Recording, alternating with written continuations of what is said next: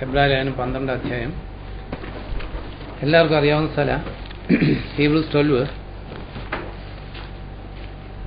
അതുകൊണ്ട് സാക്ഷികളുടെ ഇത്ര വലിയ സംഘം നമുക്ക് ചുറ്റുമുള്ളതിനാൽ നമുക്കും സർവഭാരവും നമ്മോട് മുറുകെ പറ്റിച്ചേരുന്ന പാപവും വിട്ട് ഓടാനുള്ള നമ്മുടെ ഓട്ടം ക്ഷമാപൂർവം ഓടാം. നമ്മുടെ വിശ്വാസത്തിന്റെ നായകനും അതിന് പൂർണ്ണത നൽകുന്നവനുമായ യേശുവിൽ ദൃഷ്ടി ഉറപ്പിച്ച് നമുക്ക് ഓടാം.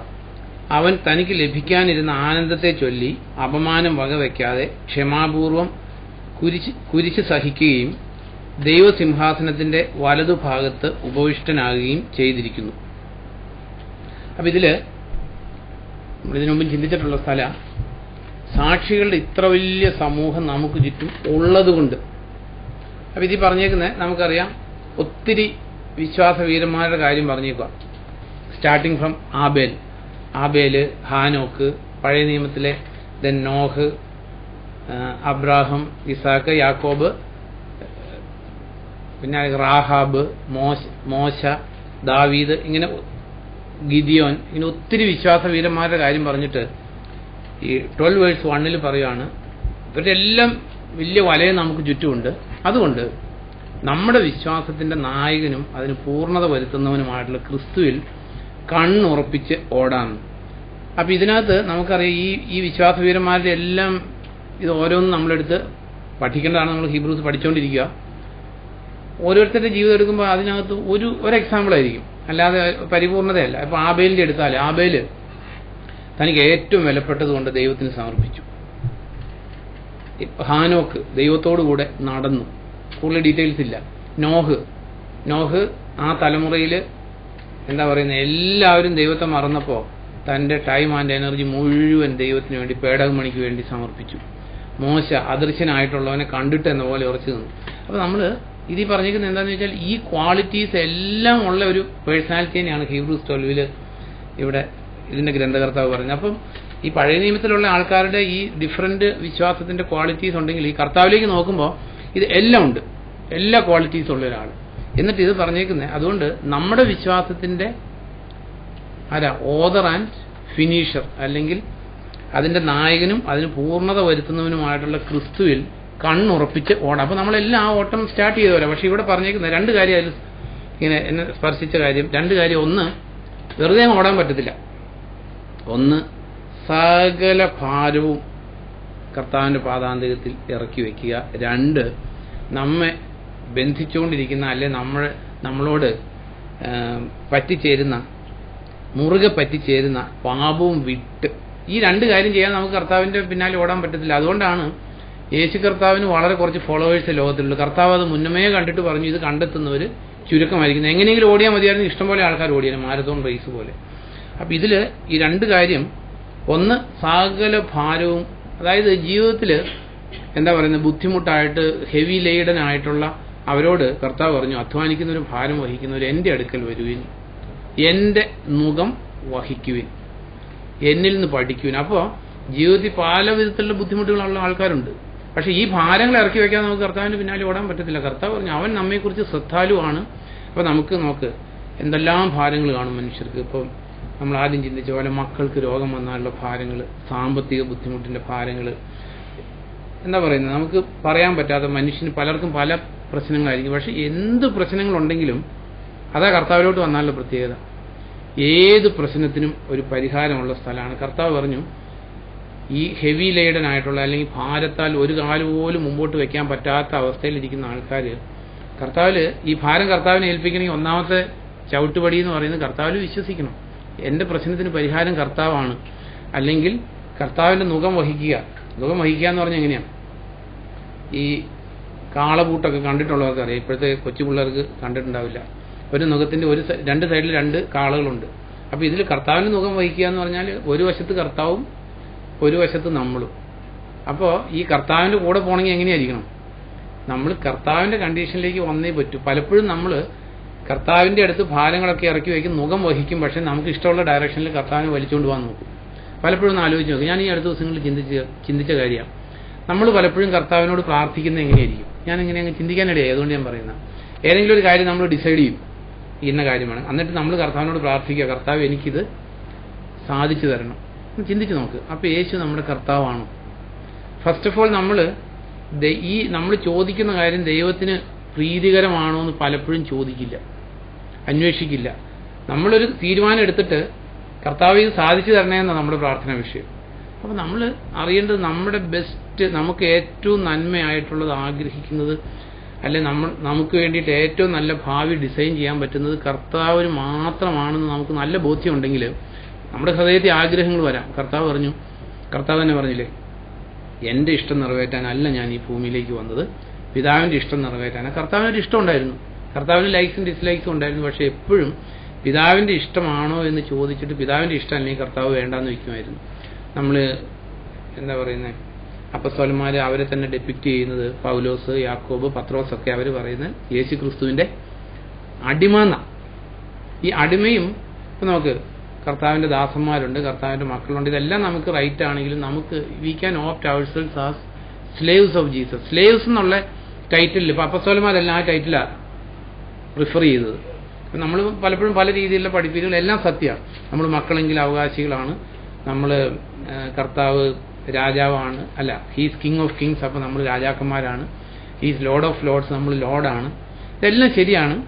എൻ്റെ ജീവിതത്തിൽ what I felt the best ആയിട്ട് എനിക്ക് തോന്നിയിട്ടുള്ളത് യേശു ക്രിസ്തുവിൻ്റെ അടിമ എന്നുള്ള ടൈറ്റിലാണ്. കാരണം അപ്പോൾ അടിമയാണെങ്കിൽ, കാരണം അവനവന് ഇഷ്ടമുള്ള ടൈറ്റിൽ സ്വീകരിക്കാൻ കേട്ടോ, അവനവന് ഇഷ്ടമുള്ള പോലെ ഏത് പൊസിഷനിൽ വേണമെങ്കിലും ജീവിക്കാം. എന്നാൽ അടിമയാണെങ്കിൽ he will take care of us. നമ്മുടെ വെൽഫെയർ നമ്മൾ അതിനെക്കുറിച്ച് അബ്സല്യൂട്ട്ലി ചിന്തിക്കില്ല. കാരണം അടിമയ്ക്ക് അങ്ങോട്ടൊന്നും പറയാൻ റൈറ്റ്സ് ഇല്ല. കിട്ടുന്നു എന്താ പറയുന്നത്, കഞ്ഞി തന്നാൽ കുടിക്കാം, കഞ്ഞി തന്നില്ലേ കുടിക്കാൻ പറ്റില്ല, അല്ലെങ്കിൽ കിടക്കാനൊരു സ്ഥലം തന്നാൽ കിടക്കാം, ഇല്ലെങ്കിൽ ഒന്നുമില്ല, റൈറ്റ്സ് ഒന്നുമില്ല.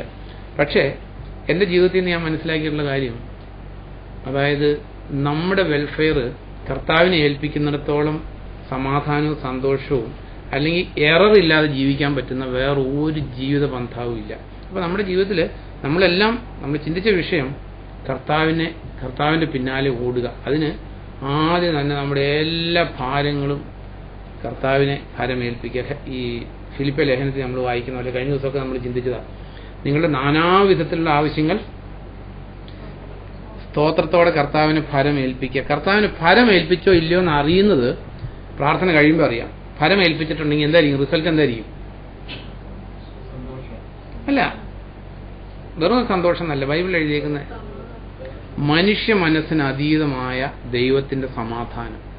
കാരണം നമ്മുടെ ഭാരം മുഴുവൻ നമ്മൾ കർത്താവിന്റെ മേൽ ഏൽപ്പിച്ചു, ഇനി എന്റെ മേൽ ഭാരമില്ല. കാര്യം നമ്മൾ തിയറിറ്റിക്കലി പറഞ്ഞാലും റിയലി ഹാൻഡ് ഓവർ ചെയ്താൽ അപ്പോൾ ഒരു മനുഷ്യന് ചിന്തിക്കാൻ പറ്റാത്ത, അല്ലെങ്കിൽ മനുഷ്യ മനസ്സിന് ബിയോണ്ട് ആയിട്ടുള്ളൊരു സമാധാനം നമ്മുടെ ഹൃദയത്തിൽ വരും. കാരണം നമ്മുടെ ഭാരം ഹാൻഡ് ഓവർ ചെയ്തപ്പോൾ നമുക്ക് ഒരു ബേർഡനും ഇല്ല. അങ്ങനെ ഒരു ഹൃദയത്തിന്റെ ഉടമയായി കഴിഞ്ഞാൽ മാത്രമേ നമുക്ക് ഈ ഓട്ടം ക്ഷമാപൂർവ്വം ഓടാൻ പറ്റൂ. രണ്ടാമത്തെ കാര്യം, മുറുകെ പറ്റിച്ചേരുന്ന പാപം. അത് ഈ ഇംഗ്ലീഷിൽ വായിക്കുമ്പോൾ ഇത്തിരിയോടെ ആ പറ്റിച്ചേരുന്ന എന്നുള്ളേക്കാളൊക്കെ കൂടുതൽ മനസ്സിലാവും. ഇതിനകത്ത് ഇങ്ങനെ എഴുതിയേക്കുന്നത് Hebrews 12:1 wherefore seeing we also are compassed about with so great a cloud of witnesses, let us lay aside every weight and the sin which doth so easily beset us. അത് നമ്മൾ വളരെ എളുപ്പത്തിൽ പിടിക്കുന്ന പാപങ്ങൾ എന്നതിൻ്റെ അർത്ഥം. ഈ ലിവിങ് ബൈബിളിൽ അങ്ങനെ തന്നെ പറഞ്ഞു. പലർക്കും പല പാപങ്ങളായിരിക്കും പെട്ടെന്ന് പിടിക്കുന്നത്. ചിലരെ നമുക്ക് തന്നെ അറിയാം, എനിക്കറിയാം എന്നെ പെട്ടെന്ന് വീഴിക്കാൻ ചാൻസ് ഉള്ള പാപം ഏതാണെന്ന് എനിക്കറിയാം. ഇപ്പം നമ്മുടെ ജീവിതം ഒന്ന് പുറകോട്ട് ആലോചിച്ച് നോക്കിയാൽ അറിയാം. ചിലരെ എന്താ പറയുന്നത്, ഇമ്മോറൽ തിങ്കിങ്സ് ആയിരിക്കും, അല്ലെ ചിലർക്ക് ദ്രവ്യാഗ്രഹമായിരിക്കും. അപ്പം ഇത് പറഞ്ഞേക്കുന്നത് ഓരോരുത്തർക്കും ഓരോന്നായിരിക്കും. സോ ഈസിലി നമ്മളെ ക്യാച്ച് ചെയ്യുന്ന, സോ ഈസിലി ഇത് പറഞ്ഞേക്കുന്നത് ഈസിലി ബിസെറ്റസ്, നമ്മളെ പെട്ടെന്ന് പിടിക്കുന്ന പാപങ്ങളുണ്ട്. ചില ഏരിയയിൽ ഒരാൾക്ക് പെട്ടെന്ന് പിടിക്കുന്ന പാപം വേറൊരാളെ ചിലപ്പോൾ അല്പം പോലും പിടിക്കാത്ത പാപമായിരിക്കും. ഒരാൾക്ക് ദ്രവ്യാഗ്രഹമായിരിക്കും, ഒരാൾക്ക് ചിലപ്പം ഇമ്മോറൽ തോട്ട്സ് ആയിരിക്കും. അപ്പോൾ ഇത് നമുക്ക് കർത്താവിനെ പിൻപറ്റണമെങ്കിൽ ഈ പിടിക്കുന്ന പാപങ്ങളിൽ നിന്ന് നമ്മൾ രക്ഷപ്പെട്ടേ പറ്റൂ. എന്നിട്ട് ഇങ്ങനെ ജീവിക്കണമെങ്കിൽ അത് ഞാനങ്ങ് ചിന്തിക്കാൻ ഇടയാ കാര്യം പണ്ട് വായിക്കുമ്പോൾ ഒന്നും മനസ്സിലാകാത്തൊരു കാര്യമായിരുന്നു. അപ്പോൾ ഇതിൽ പറഞ്ഞിരിക്കുന്നത് കർത്താവ് എങ്ങനെ ഓടിയെന്നാണ് പറഞ്ഞിരിക്കുന്നത്. ഇതിൽ അതിൻ്റെ 2ാം സെന്റൻസിൽ അവൻ തനിക്ക് ലഭിക്കാനിരുന്ന ആനന്ദത്തെ ചൊല്ലി അപമാനം വകവയ്ക്കാതെ ക്ഷമാപൂർവ്വം കുരിശ് സഹിക്കുകയും ദൈവസിംഹാസനത്തിന്റെ വലതു ഭാഗത്ത് ഉപവിഷ്ടനാകുകയും ചെയ്തിരിക്കുന്നു. അപ്പോൾ എപ്പോഴും നമ്മുടെ ജീവിതത്തിൽ നമ്മൾ എപ്പോഴും അറിഞ്ഞിരിക്കേണ്ട കാര്യം, നമ്മളെല്ലാവർക്കും ഒരു ഫ്യൂച്ചർ ഗോൾ ഇല്ലെങ്കിൽ, ഒരു ഫ്യൂച്ചർ ഗോളിനെ കുറിച്ച് ഒരു കോൺഫിഡൻസ് നമുക്കില്ലെങ്കിൽ നമുക്ക് ഓടാൻ പറ്റില്ല. അപ്പോൾ നോക്കാം, നമ്മൾ ഇപ്പോൾ പഠിക്കാൻ പോകുന്ന പിള്ളേർ ആ പഠിച്ചു കഴിഞ്ഞിട്ട് നല്ലൊരു നിലയിൽ എത്തുന്ന ആ ഒരു അംബീഷൻ, ആ ഒരു ഡ്രൈവിംഗ് ഫോഴ്സ് ഇല്ലെങ്കിൽ അങ്ങോട്ട് നമുക്ക് പോകാൻ പറ്റത്തില്ല. അല്ലെങ്കിൽ നമുക്ക് ചീട്ട് കളിക്കാം, പൈസ വെച്ച് ചീട്ട് കളിക്കുന്നവരുടെ കാര്യം നമുക്കറിയാം. ഓരെണ്ണം പോയി കഴിഞ്ഞാൽ അവർ വീണ്ടും കളി തുടരും. അവർ നെക്സ്റ്റ് ഡ്രൈവിംഗ് ഫോഴ്സ് എന്താ അടുത്തതിന് എനിക്ക് കിട്ടുമായിരിക്കും എന്നുള്ളതാണ്. അപ്പോൾ ഇവിടെ വായിക്കുമ്പോൾ കർത്താവിൻ്റെ കാര്യത്തിൽ എഴുതിയേക്കുക, തൻ്റെ മുമ്പിൽ വെച്ചിരിക്കുന്ന സന്തോഷമായിരുന്നു കർത്താവിൻ്റെ ഡ്രൈവിംഗ് ഫോഴ്സ്. നമുക്ക് തോന്നും, പണ്ട് എനിക്കിത് വലിയ കൺഫ്യൂസിങ് ആയിരുന്നു. അപ്പോൾ ഈ സന്തോഷം എന്താണെന്ന് ചോദിച്ചാൽ, പിതാവിൽ നിന്ന് വേർപെട്ട് ഭൂമിയിലേക്ക് വന്നു. അപ്പോൾ കർത്താവിന് ആനന്ദം എന്തായിരുന്നു? The thought of joining back the father, അതായിരുന്നു. അപ്പോൾ തൻ്റെ മുമ്പിലിരിക്കുന്ന ആനന്ദം, അല്ലെങ്കിൽ ആ പിതാവിനോട് ആ ബ്രോക്കൺ ഫെലോഷിപ്പിൽ നിന്ന്, അല്ലെങ്കിൽ ഭൂമിയിലോട്ട് ആ പിതാവിൻ്റെ കൂടെ ആയിരുന്ന പിതാവിൻ്റെ വക്ഷത്തിലിരുന്ന പുത്രൻ ഭൂമിയിലേക്ക് വന്നു. അപ്പോൾ കർത്താവിൻ്റെ ആനന്ദം എന്ന് പറയുന്നത്, വരാനിരുന്ന ആനന്ദം എന്ന് പറയുന്നത് പിതാവിനോട് ജോയിനിങ് ബാക്ക്. അപ്പോൾ നമ്മുടെ ജീവിതത്തിൽ നമുക്ക് ക്രിസ്ത്യൻ ലൈഫിന് നല്ലൊരു ഡ്രൈവിംഗ് ഫോഴ്സ് ഉണ്ടെങ്കിൽ നമുക്ക് ജീവിക്കാൻ പറ്റും. അപ്പോൾ നമ്മൾ അറിയേണ്ട ഒരു കാര്യം, കർത്താവിനെ പിൻപറ്റിയാൽ, നമ്മൾ കഴിഞ്ഞ ദിവസമൊക്കെ ചിന്തിച്ചതാണ്, 1 Corinthians 15:58 എടുക്കണ്ട. അതായത് കർത്താവിന് വേണ്ടി നമ്മൾ പ്രവർത്തിക്കുന്നത് ഒന്നും വൃഥാവല്ല എന്നറിഞ്ഞ് അവന്റെ പ്രവൃത്തിയിൽ ഏറെയേറെ വ്യാപരിക്കുക. കർത്താവിന് വേണ്ടി നമ്മൾ എന്ത് നഷ്ടപ്പെടുത്തിയാലും, നമ്മൾ വീടിനെ നഷ്ടപ്പെടുത്തിയാൽ, സമ്പത്ത് നഷ്ടപ്പെടുത്തിയാൽ, ബന്ധങ്ങളെ വയലേറ്റ് ചെയ്യേണ്ട വന്നാൽ, എന്തൊക്കെ നമുക്ക് നഷ്ടപ്പെടുത്തിയാലും അത് ഒന്നും നഷ്ടമായിരിക്കില്ല. കർത്താവ് അതെല്ലാം നമ്മുടെ ജീവിതത്തിൽ ഐശ്വര്യത്തിനും സമാധാനത്തിനും കാരണമായിത്തീരും. ഇതായിരിക്കണം നമ്മുടെ ഡ്രൈവിംഗ് ഫോഴ്സ്. അപ്പോൾ ഈ ഡ്രൈവിംഗ് ഫോഴ്സ്, അതായത് കർത്താവിന് വേണ്ടിയിട്ടുള്ള നമ്മുടെ ജീവിതം നമ്മൾ നഷ്ടപ്പെടുത്തി, അല്ലെങ്കിൽ നമ്മൾ എന്താ പറയുക, ഉറക്കം കളച്ചിരുന്ന് ബൈബിൾ വായിച്ചു, അല്ലെങ്കിൽ ഒരു ഡ്യൂട്ടി നഷ്ടപ്പെടുത്തി നമ്മൾ കർത്താവിൻ്റെ ഒരു കാര്യത്തിന് വേണ്ടി നമ്മൾ ഇറങ്ങി പുറപ്പെട്ടു, അല്ലെ നമ്മുടെ കയ്യിലിരുന്ന പൈസ കർത്താവിൻ്റെ ഒരു കാര്യത്തിന് വേണ്ടി നമ്മൾ ചെലവഴിച്ചു. ഇതെല്ലാം ചെയ്യുമ്പോൾ ഈ ഒരു ഡ്രൈവിംഗ് ഫോഴ്സിൽ നമുക്കൊന്നും ചെയ്യാൻ പറ്റില്ല. അതായത് ഇതെല്ലാം കാരണം എന്തെങ്കിലും ഇങ്ങോട്ട് കിട്ടുക എന്നുള്ള സെൽഫിഷ് മോട്ടീവ് എന്നല്ല, എൻ്റെ ജീവിതത്തിന്. കാരണം നമ്മൾ ഈ ലോകത്ത് ജീവിക്കുമ്പോൾ നമുക്ക് നന്മയും ഐശ്വര്യവും എല്ലാം നമ്മുടെ ജീവിതത്തിൽ നമുക്ക് വേണം, തീർച്ചയായിട്ടും വേണം. അതെയോ നമ്മൾ ഏറ്റവും ഹതഭാഗ്യരായിട്ട്, ഒന്നും ഗതികെട്ടവരായിട്ട്, അൺഫോർച്ചുനേറ്റ് ആയിട്ട്, രോഗങ്ങളാലും പീഡകളാലും ബന്ധിതരായി, ഡിസപ്പോയിന്റഡ് ആയിട്ട്, ലോകത്തിലെ ഏറ്റവും നാശം പിടിച്ചവരായിട്ട് ജീവിക്കാൻ ആരും ആഗ്രഹിക്കുന്നില്ല, ദൈവം ആഗ്രഹിക്കുന്നില്ല. ഈ സുവിശേഷം കേട്ടെടുത്തെല്ലാം നമ്മൾ കാണുന്നത് ഈ കൊളോസി ലേഖനം, ജസ്റ്റ് ഒന്ന് വായിക്കാം. അപ്പോൾ ഈ സുവിശേഷം ചെന്നിടത്തെല്ലാം സംഭവിച്ച കാര്യങ്ങൾ കൊളോസി ലേഖനം 1 കൊളോഷ്യൻസ് 1:5 വായിക്കുമ്പോൾ, 1-ാം നൂറ്റാണ്ടിൽ ഇത് എങ്ങനെ പ്രൊപ്പഗേറ്റഡ് ആയി എന്നുള്ള ഒരു ഗ്ലിംസ് നമുക്ക് അതിൽ നിന്ന് കിട്ടുക. 1:6 വായിക്കുമ്പോൾ, കൊളോഷ്യൻസ് 1:6 വായിക്കുമ്പോൾ വായിക്കാം. ഈ പ്രത്യാശ സത്യത്തിന്റെ വചനമായ സുവിശേഷം ആദ്യമായി കേട്ട ദിവസം തന്നെ നിങ്ങൾക്ക് ലഭിച്ചതത്രേ.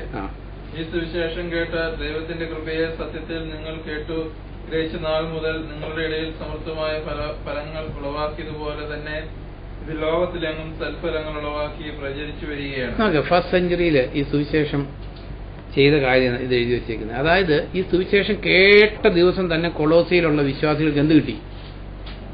പ്രത്യാശ കിട്ടി. ജീവിതത്തിൽ പ്രത്യാശയില്ലാത്ത, നമുക്ക് നമ്മുടെ ലോകത്തിലെ ജീവിതം എടുത്തു നോക്ക്.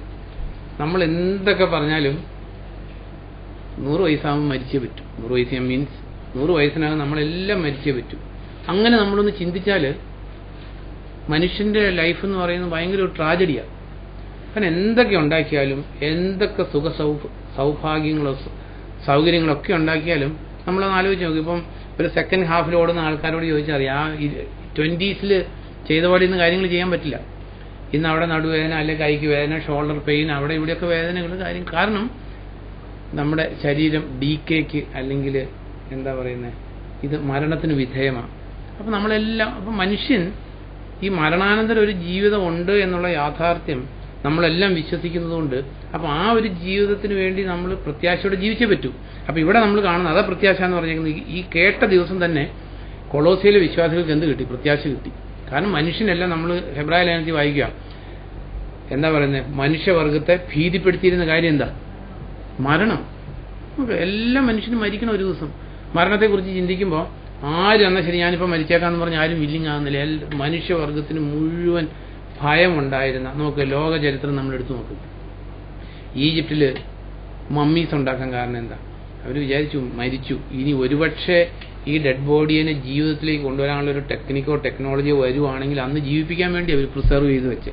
മീൻസ് മരണത്തിൽ നിന്നുള്ളൊരു വിമോചനം എല്ലാ മനുഷ്യനും ആഗ്രഹിച്ചിരുന്നു. നമുക്കറിയാം ഇന്ത്യയിലെ സന്യാസിമാർ തമസോമ ജ്യോതിർഗമയ, മൃത്യുവിൽ നിന്ന് അമൃത്യുവിലേക്ക്, അവരെല്ലാം അല്ലെങ്കിൽ മനുഷ്യവർഗം എന്ന് ആരംഭിച്ചോ നമുക്കറിയാം ആദത്തിനും അവയുടെ കാലം തുടങ്ങി മരണം വന്നു. അന്ന് തുടങ്ങിയ മനുഷ്യന് ഈ മരണത്തിൽ നിന്ന് രക്ഷ നേടണം എന്നുള്ള ആഗ്രഹം മനുഷ്യവർഗത്തിന് എന്നും ഉണ്ടായിരുന്നു. അപ്പം മനുഷ്യൻ എന്താ പറയുന്നത്, പല സംസ്കാരങ്ങളിൽ പലരും പല കൾച്ചർ, പല വിശ്വാസങ്ങൾ, എല്ലാവരും മരണത്തിൽ നിന്ന് രക്ഷപ്പെടാനുള്ള പരിഹാരങ്ങൾക്ക് വേണ്ടിയാണ് പ്രവർത്തിച്ചുകൊണ്ടിരുന്നത്.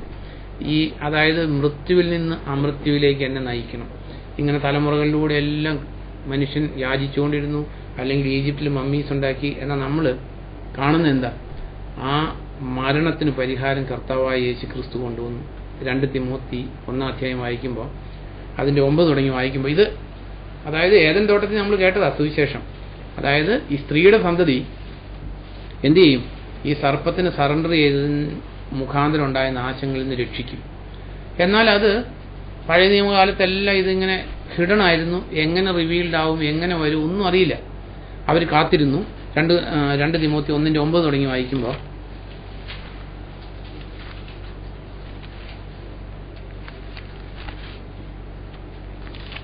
2 തിമോത്തി 1 നമ്മെ രക്ഷിക്കുകയും ഒരു വിശുദ്ധ വിളിയാൽ വിളിക്കുകയും ചെയ്തിരിക്കുന്നു.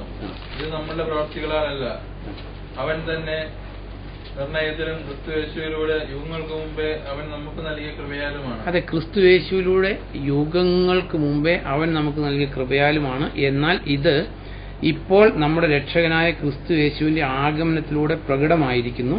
അടുത്ത സെന്റൻസ് നമുക്കെല്ലാം അതാ പ്രത്യാശ. കൊളോസിയിലെ വിശ്വാസികൾക്ക് ലഭിച്ച പ്രത്യാശ ഇതായിരുന്നു. 10ാം സെന്റൻസിൽ പറഞ്ഞേക്കുന്നു, അവൻ എന്ത് ചെയ്തു, അവൻ മരണത്തെ ഇല്ലാതാക്കി സുവിശേഷത്തിലൂടെ ജീവനും അമൃത്യതയും വെളിവാക്കി. നോക്ക്, കർത്താവ് പറഞ്ഞു, എന്നിൽ വിശ്വസിക്കുന്നവൻ മരിച്ചാലും ജീവിക്കും. എന്നെ അയച്ചവനിൽ വിശ്വസിക്കുകയും എന്റെ വചനം പ്രമാണിക്കുകയും ചെയ്യുന്നവൻ ജീവനിൽ നിന്ന് മരണത്തിൽ നിന്ന് ജീവനിലോട്ട് പ്രവേശിച്ചിരിക്കുന്നു. അപ്പോൾ ഈ കർത്താവിലോട്ട് വരുന്ന മനുഷ്യർക്ക് മരണമില്ലാതെ ഏറ്റവും വലിയ ശത്രുവായിരുന്ന മരണത്തിൽ നിന്ന് വിമോചനം. അതാണ് കൊളോസിയിലെ വിശ്വാസികൾക്ക് ഫസ്റ്റ് ഡേ തന്നെ എന്ത് കിട്ടി, കർത്താവിന് ജീവിതം കൊടുക്കുന്ന ദിവസം തന്നെ അത് നമ്മളെല്ലാം അനുഭവിച്ചിട്ടുള്ളത്. കർത്താവിന് ജീവിതം കൊടുക്കുമ്പോൾ അമാനുഷികമായിട്ടുള്ള ഒരു ദൈവത്തിന്റെ പരിശുദ്ധാത്മാവ് ഉള്ളിലോട്ട് വരുമ്പോൾ എന്താ വരുന്നത്, നമ്മുടെ ആത്മാവും ദൈവത്തിന്റെ ആത്മാവും കൂടെ കൂടി ചേർന്നിട്ട് ഒരു കൂട്ടു സാക്ഷ്യം. അബ്ബാ പിതാവ്, ദൈവം പിതാവായി. ദൈവം പിതാവായാൽ ദൈവത്തിന് മരണമില്ലാത്ത പോലെ നമ്മളും മരണത്തിൽ നിന്ന് ജീവനിലേക്ക് കടന്നു. അപ്പൊ സുവിശേഷം കേട്ട ദിവസം തന്നെ അവര് പ്രത്യാശ എന്ന് പറഞ്ഞേക്കുന്ന പ്രത്യാശ ഇതാണ്, മരണത്തിൽ നിന്ന് ജീവനിലോട്ട് കടന്നു. അവിടെ അവസാനിച്ചതല്ല സുവിശേഷം. പിന്നെ നമ്മൾ വായിക്കുന്നത് എന്താ, ഇത് നിങ്ങളുടെ ഇടയിൽ സത്ഫലങ്ങൾ ഉളവാക്കിയതുപോലെ ലോകത്തിലെങ്ങും സത്ഫലങ്ങൾ ഉളവാക്കി പ്രചരിച്ചു വരികയാണ്. നോക്ക്, കർത്താവായ യേശു ക്രിസ്തു ജീവിച്ചു. ആദ്യം നമ്മൾ കാണുന്ന ഒരു 120 ശിഷ്യന്മാരുണ്ടായിരുന്നു. ഇത് കേട്ടവരുടെ എല്ലാം ഇടയിൽ ഇത് നാശം ഉണ്ടാക്കിയിരുന്നെങ്കിൽ ഇന്ന് നമ്മുടെ അടുത്ത് ഈ സുവിശേഷം വരുമായിരുന്നോ? ഒരിക്കലും വരില്ല. നമ്മൾ അറിയേണ്ട ഒരു കാര്യം, ഇത് കേട്ട് വിശ്വസിച്ചവരിലെല്ലാം നന്മ വന്നു. നിരാശയിലിരുന്നവർക്ക് പ്രത്യാശയുണ്ടായി. രോഗത്തിന്റെ ബന്ധനത്തിലായിരുന്നവർക്ക് രോഗത്തിൽ നിന്നുള്ള വിടുതൽ കിട്ടി. അല്ലെങ്കിൽ മനുഷ്യന് പറയാവുന്ന എല്ലാ പ്രശ്നങ്ങളിലായിരുന്നവർക്കും കർത്താവിലോട്ട് വന്നപ്പോൾ പോസിറ്റീവ് ആയിട്ടുള്ള ഡെവലപ്മെന്റ്സ് ഉണ്ടായി. അതുകൊണ്ട് 1-ാം നൂറ്റാണ്ടിൽ നിന്ന് 21-ാം നൂറ്റാണ്ടിൽ നമ്മുടെ കയ്യിൽ ദീപശിഖ കിട്ടി. അപ്പൊ നമ്മുടെ ജീവിതത്തിൽ നമ്മളും അറിയണം. ഇതാ ഞാൻ പറഞ്ഞേ, കർത്താവായ യേശു ക്രിസ്തു തന്റെ മുമ്പിൽ വച്ചിരിക്കുന്ന സന്തോഷം അതായിരുന്നു കുരിശ് സഹിക്കാൻ എനേബിൾ ആക്കിയത്. അപ്പൊ നമ്മുടെ ജീവിതത്തിൽ നമ്മളും വിചാരിക്കും, നമ്മളെല്ലാം ഇന്ന് പലവിധ പ്രശ്നങ്ങളുണ്ട്. അല്ലെങ്കിൽ നമ്മുടെ പിള്ളേരുടെ പ്രശ്നങ്ങളുണ്ട്, നമുക്ക് പല സെറ്റിൽമെന്റ് പ്രശ്നങ്ങളുണ്ട്, ജോലി പ്രശ്നമുണ്ട്, വീടിന്റെ പ്രശ്നങ്ങളുണ്ട്, പിള്ളേർ നല്ല നിലയിലെത്തേണ്ട പ്രശ്നം, പല പ്രശ്നങ്ങളുണ്ട്. അപ്പൊ നമ്മൾ അറിയേണ്ടത്, ഇത് ലോകത്തിലെങ്ങും സത്ഫലങ്ങൾ ഉളവാക്കിയതുപോലെ തന്നെ സുവിശേഷത്തിൽ വിശ്വസിച്ചാൽ എന്റെ ജീവിതത്തിലും ഇത് സത്ഫലം കൊണ്ടുവരും. അപ്പൊ എന്നിട്ട് ഇവിടെ രണ്ടാമത് പറഞ്ഞേക്കുന്ന കാര്യം, അപ്പം ഈ ഒരു കാര്യം വളരെ ആഴമായിട്ട് അല്ലെങ്കിൽ നമ്മൾ ഗഹനമായിട്ട് ചിന്തിക്കണമെന്ന് വിചാരിച്ചത്, അതായത് നമ്മളെ എപ്പോഴും ഫ്രീക്വന്റ് ആയിട്ട് വീഴിക്കുന്ന പാപങ്ങളെ വിട്ടാലേ നമുക്ക് കർത്താവിനെ പിൻപറ്റാൻ പറ്റും. അതായത് പാപം കൊണ്ടുവരുന്ന നാശങ്ങളെക്കുറിച്ച് പ്രത്യേകം പറയേണ്ട ആവശ്യമില്ല. നമ്മൾ ഒരു ഗ്ലിംസ് പഴയ നിയമത്തിലൂടെ ഒന്ന് ഓടിച്ചു നോക്കിയാൽ നമുക്കറിയാം. ഞാനിങ്ങനെ ചിന്തിക്കുകയത്, ഇത് ആദ്യത്തെ പാപം എന്തായിരുന്നു? Disobedience to the commandment of the lord ആയിരുന്നു. അപ്പോൾ ഈ പാപത്തെ ഞാനിങ്ങനെ ചിന്തിക്കുകയായിരുന്നു, നമ്മളെ ഈസിലി വീഴിക്കുന്ന പാപങ്ങൾ നമ്മളെ പെട്ടെന്ന് എൻസ്നെയർ ചെയ്യുന്ന അല്ലെങ്കിൽ ബന്ധിക്കുന്ന, നാശം ഉണ്ടാക്കുന്ന പാപങ്ങളെക്കുറിച്ച് ചിന്തിച്ചപ്പോൾ, അപ്പോൾ ആദ്യത്തെ പാപം കർത്താവ് കൊടുത്ത കൽപ്പന ഡിസൊബേ ചെയ്യുന്നുള്ളായിരുന്നു, ആദവും ഹവ്വയും. പിന്നീട് നമ്മൾ ഫ്യൂച്ചറിലോട്ട് വരുമ്പോൾ ആ 3 രീതിയിലുള്ള, രണ്ടാമത് ജഡത്തിന് കീഴടങ്ങിയ പാപം അല്ലെങ്കിൽ ഫ്ലഷിന് കീഴടങ്ങിയപ്പോൾ ഉണ്ടായ പാപം, 3 ഗ്രീഡിനെസ് കൊണ്ട് അല്ലെങ്കിൽ അത്യാഗ്രഹത്തിൽ നിന്നുണ്ടായ പാപം. ഇങ്ങനെ 3ആയിട്ടൊന്ന് ലാർജായിട്ട് നമ്മൾ ഡിവൈഡ് ചെയ്തിട്ട് ചിന്തിച്ചാൽ, അപ്പോൾ നമ്മുടെ ജീവിതത്തിൽ ഈ 3 ഏരിയ നമ്മളൊന്ന് ചെക്ക് ചെയ്താൽ നമുക്ക് വിശ്വാസത്തിൻ്റെ നായകനും അതിന് പൂർണ്ണത വരുത്തുന്നവനുമായിട്ടുള്ള കർത്താവിൽ തന്നെ കണ്ണുറപ്പിച്ച് ഈ ഓടിയവരെല്ലാം എന്താ പറയുന്നത്, നല്ല ലക്ഷ്യങ്ങളിലെത്തി. അപ്പോൾ ഈ ആദവും ഹവ്വയും ഡിസൊബീഡിയൻസ് കമാൻഡ്മെന്റ് ആയിരുന്നു. രണ്ടാമത് നമ്മൾ കാണുന്നത് 1 സാമുവൽ 13 ശൗലിന്റെ പാപം. 1 സാമുവൽ 13 അത് ഡീറ്റെയിൽ ആയിട്ട് ഓരോന്നും ചിന്തിക്കേണ്ട ആവശ്യമില്ല, അപ്പോൾ നമുക്ക് ചിന്തിച്ച് തീരില്ല. ശൗല് രാജാവായപ്പോൾ നമുക്കറിയാം Saul was a very humble man. ശൗലിനെ അന്വേഷിച്ച് പോകുമ്പോൾ സാമൂല് എവിടെയാണ് കാണുന്നത്? ശൗൽ എവിടെ ഇരിക്കുന്നത്? ഒളിച്ചിരിക്കുക. ഏതാണ്ട് ഈ കൊയ്ത് മെതിച്ച് വെച്ചേക്കുന്ന കറ്റകളുടെ ഇടയിൽ ഒളിച്ചിരിക്കുക. കാരണം ശൗൽ പറയാം, ഞാൻ ബെന്യാമിൻ ഗോത്രക്കാരനാണ്, ഇസ്രായേലിലെ ഗോത്രങ്ങളിൽ ഏറ്റവും ചെറിയൊരു ഗോത്രം, ഐ ആം നോട്ട് ഫിറ്റ്, അപ്പോൾ എനിക്ക് അതിനൊരു യോഗ്യതയില്ല എന്ന് പറഞ്ഞ് സ്റ്റാർട്ട് ചെയ്ത ശൗല് രാജാവായി കഴിഞ്ഞപ്പോൾ എന്താ പറയുന്നത്, ശത്രുക്കൾക്കെതിരെ പോരാടണം, ഫെലിസ്ത്യർ യുദ്ധത്തിന് വന്നു കഴിഞ്ഞപ്പോൾ സാമുവേൽ ഒരു കാര്യം പറഞ്ഞിട്ടുണ്ടായിരുന്നു, സാമുവേൽ വരുന്നവരെ വെയിറ്റ് ചെയ്യണം. 1 സാമുവൽ 13 8-9 വായിക്കുമ്പോൾ, ശമൂവേലിന്റെ നിർദ്ദേശം അനുസരിച്ച് 7 ദിവസം അയാൾ കാത്തിരുന്നു. എങ്കിലും ശമൂവേൽ ഗിൽഗാലിൽ എത്തിയില്ല. ജനങ്ങൾ അയാളിൽ നിന്ന് ചിതറിപ്പോയിക്കൊണ്ടിരുന്നു. ശൗൽ പറഞ്ഞു, ഹോമബലികളും സമാധാന ബലികളും ഇവിടെ എന്റെ അടുക്കൽ കൊണ്ടുവരിക. അയാൾ ഹോമബലി അർപ്പിച്ചു. അയാൾ ഹോമബലി അർപ്പിച്ചു കഴിഞ്ഞ ഉടനെ ഇതാ ശമൂവേൽ വന്നെത്തി. ശൗൽ അയാളെ സ്വീകരിക്കാനും വന്ദിക്കാനും ചെന്നു. ശമൂവേൽ ചോദിച്ചു, നീ എന്താണ് ചെയ്തത്? ശൗൽ പറഞ്ഞു, ജനങ്ങൾ എന്നിൽ നിന്ന് ചിതറിപ്പോയിക്കൊണ്ടിരുന്നു. പറഞ്ഞൊത്ത ദിവസം അങ്ങ് വന്നില്ല. മിക്മാസിൽ ഫെലിസ്ത്യർ അണിനിരുന്നു. ഇതെല്ലാം കണ്ടിട്ട് ഞാൻ പറഞ്ഞു, ഇപ്പോൾ ഗിൽഗാലിൽ വെച്ച് ഫെലിസ്ത്യർ എന്റെ മേൽ ചാടി വീഴും. ഞാൻ കർത്താവിനോട് അനുഗ്രഹങ്ങൾക്കായി യാചിച്ചിട്ടുമില്ല, അതുകൊണ്ട് ഞാൻ ഹോമബലി അർപ്പിക്കാൻ നിർബന്ധിക്കപ്പെട്ടു. ശമൂവേൽ ശൗലിനോട് പറഞ്ഞു, നീ വിഡ്ഢിത്തം കാണിച്ചിരിക്കുന്നു. നിന്റെ ദൈവമായ കർത്താവ് നിന്നോട് അനുശാസിച്ച അവന്റെ കൽപ്പന നീ പാലിച്ചില്ല. ഇസ്രായേലിൽ നിന്റെ രാജ്യത്വം കർത്താവ് ശാശ്വതമായി നിലനിർത്തുമായിരുന്നു. എന്നാൽ ഇനി നിന്റെ രാജ്യത്വം നിലനിൽക്കില്ല. കർത്താവ് തന്റെ മനസ്സിനിണങ്ങിയ ഒരാളെ കണ്ടെത്തിയിരിക്കുന്നു. അയാളെ കർത്താവ് തന്റെ ജനതയ്ക്ക് രാജാവായി നിയമിച്ചിരിക്കുന്നു. നോക്ക്, ഇവിടെ നമുക്ക് പഴയ നിയമത്തിലൊരു ചെറിയ ഗ്ലിംസ് നമ്മൾ അറിഞ്ഞു പറ്റൂ. പഴയ നിയമത്തിൽ രാജാക്കന്മാരുണ്ടായിരുന്നു, പ്രവാചകന്മാരുണ്ടായിരുന്നു, പുരോഹിതന്മാരുണ്ടായിരുന്നു. അപ്പോൾ 3 ശുശ്രൂഷകൾ, അതായത് ശ്രദ്ധിക്കേണ്ട ഒരു കാര്യമാണ്, നമ്മൾ അറിഞ്ഞിരിക്കേണ്ട ഒരു കാര്യമാണ്. രാജാക്കന്മാരുണ്ടായിരുന്നു, പ്രവാചകന്മാരുണ്ടായിരുന്നു, പുരോഹിതരുണ്ടായിരുന്നു. അപ്പോൾ ബലി അർപ്പിക്കാൻ ആർക്ക് പറ്റും? പുരോഹിതന് മാത്രമേ പറ്റൂ. രാജാവിന് രാജ്യം ഭരിക്കാനേ പറ്റുള്ളൂ. പ്രവാചകന് ദൈവത്തിന്റെ വചനം ജനങ്ങൾക്ക് കൊടുക്കാൻ പറ്റും. അപ്പോൾ ഇവിടെ ശൗലിനോട് പറഞ്ഞിട്ടുണ്ടായിരുന്നു, വെയിറ്റ് ഫോർ മീ, ഞാൻ വന്നിട്ട് ബലി അർപ്പിക്കാം. അപ്പോൾ 7 ദിവസം വെയിറ്റ് ചെയ്യാനാണ് പറഞ്ഞത്. 7 ദിവസമായിട്ടും സാമുവേൽ വന്നില്ല. അപ്പോൾ കൂടെയുള്ള ജനം ഈ ശത്രുവിന്റെ ശക്തി കണ്ടപ്പോൾ കൂടെയുള്ള ആൾക്കാർ പതുക്കെ ചെതറിപ്പോവാനും തുടങ്ങി. അപ്പോൾ ശൗൽ എന്ത് ചെയ്തു? ശൗല് വിചാരിച്ചു, കർത്താവിന്റെ അനുഗ്രഹം കിട്ടണമെങ്കിൽ ഇപ്പോൾ ബലി അർപ്പിച്ചേ പറ്റൂ, അതുകൊണ്ട് ബലി അർപ്പിച്ചു കഴിഞ്ഞ ഉടനെ തന്നെ സാമുവേൽ വന്നു. അപ്പം ഇവിടെ ശൗല് പറയുന്നുണ്ട്, ഞാൻ കർത്താവിനോട് അനുഗ്രഹം യാചിച്ചിട്ടില്ലായിരുന്നു, അതുകൊണ്ട് അനുഗ്രഹം കിട്ടാൻ വേണ്ടി ബലി അർപ്പിച്ചു. അപ്പൊ സാമുവേൽ പറയുവാണ്, നീ വിഡ്ഢിത്തം കാണിച്ചിരിക്കുന്നു. രാജത്വം ഇസ്രായേലിൽ നിനക്ക് നിലനിർത്തി തരുമായിരുന്നു ദൈവം, എന്നാൽ നീ അത് നഷ്ടപ്പെടുത്തി. അപ്പൊ നമ്മുടെ ജീവിതത്തിൽ നമുക്ക് വളരെ പ്രസക്തമായിട്ടുള്ളൊരു കാര്യമാണ്. നമ്മൾ പലപ്പോഴും ക്രിസ്ത്യ ജീവിതത്തിൽ ഇപ്പൊ സഭയുമായിട്ടുള്ള ബന്ധത്തിലാകട്ടെ, കുടുംബജീവിതമായിട്ടുള്ള ബന്ധത്തിലാകട്ടെ, ജോലി ചെയ്യുന്നിടത്തുമായിട്ടുള്ള ബന്ധത്തിലാകട്ടെ, ദൈവം നമുക്കെല്ലാം എന്ത് വെച്ചിട്ടുണ്ട്? പ്രത്യേകം അറിയേണ്ട ഒരു കാര്യമാണ്. നമ്മുടെ ചുറ്റും ദൈവം ഒരു വട്ടം വരച്ചിട്ടുണ്ട്, ഒരു സർക്കിളുണ്ട്. ഇപ്പോൾ കുടുംബത്തിലാണെങ്കിൽ ഹസ്ബൻഡിനൊരു സർക്കിളുണ്ട്, വൈഫിനൊരു സർക്കിളുണ്ട്, മക്കൾക്കൊരു സർക്കിളുണ്ട്.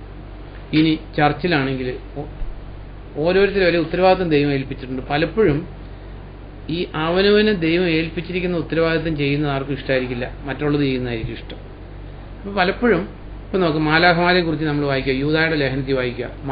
മാലാഖമാരുടെ പാപം എന്തായിരുന്നു? അതെ, അതായത് അവരുടെ വാസസ്ഥാനം വിട്ടു. അതായത് ഈ ഉൽപ്പത്തി കാണുന്ന കാര്യമാണ്. അതായത് മനുഷ്യ അന്യജഡം മോഹിച്ച് അവർ പാപം ചെയ്തു. കാരണം അവരുടെ വാസസ്ഥാനം വിട്ടുപോയിന്ന. യൂദായുടെ ലേഖനം എടുത്ത് വായിക്കും. യൂദായുടെ ലേഖനത്തിലെ സത്യവേദപുസ്തകത്തിൽ വായിക്കുന്നു. യൂദ 6-7 വായിക്കുമ്പോൾ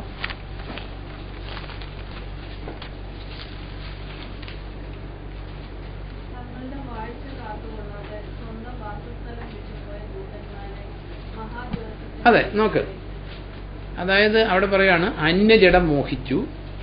അതായത് ഏഞ്ചൽസിന് മനുഷ്യന്റെ ജഡം മോഹിക്കാൻ റൈറ്റില്ല.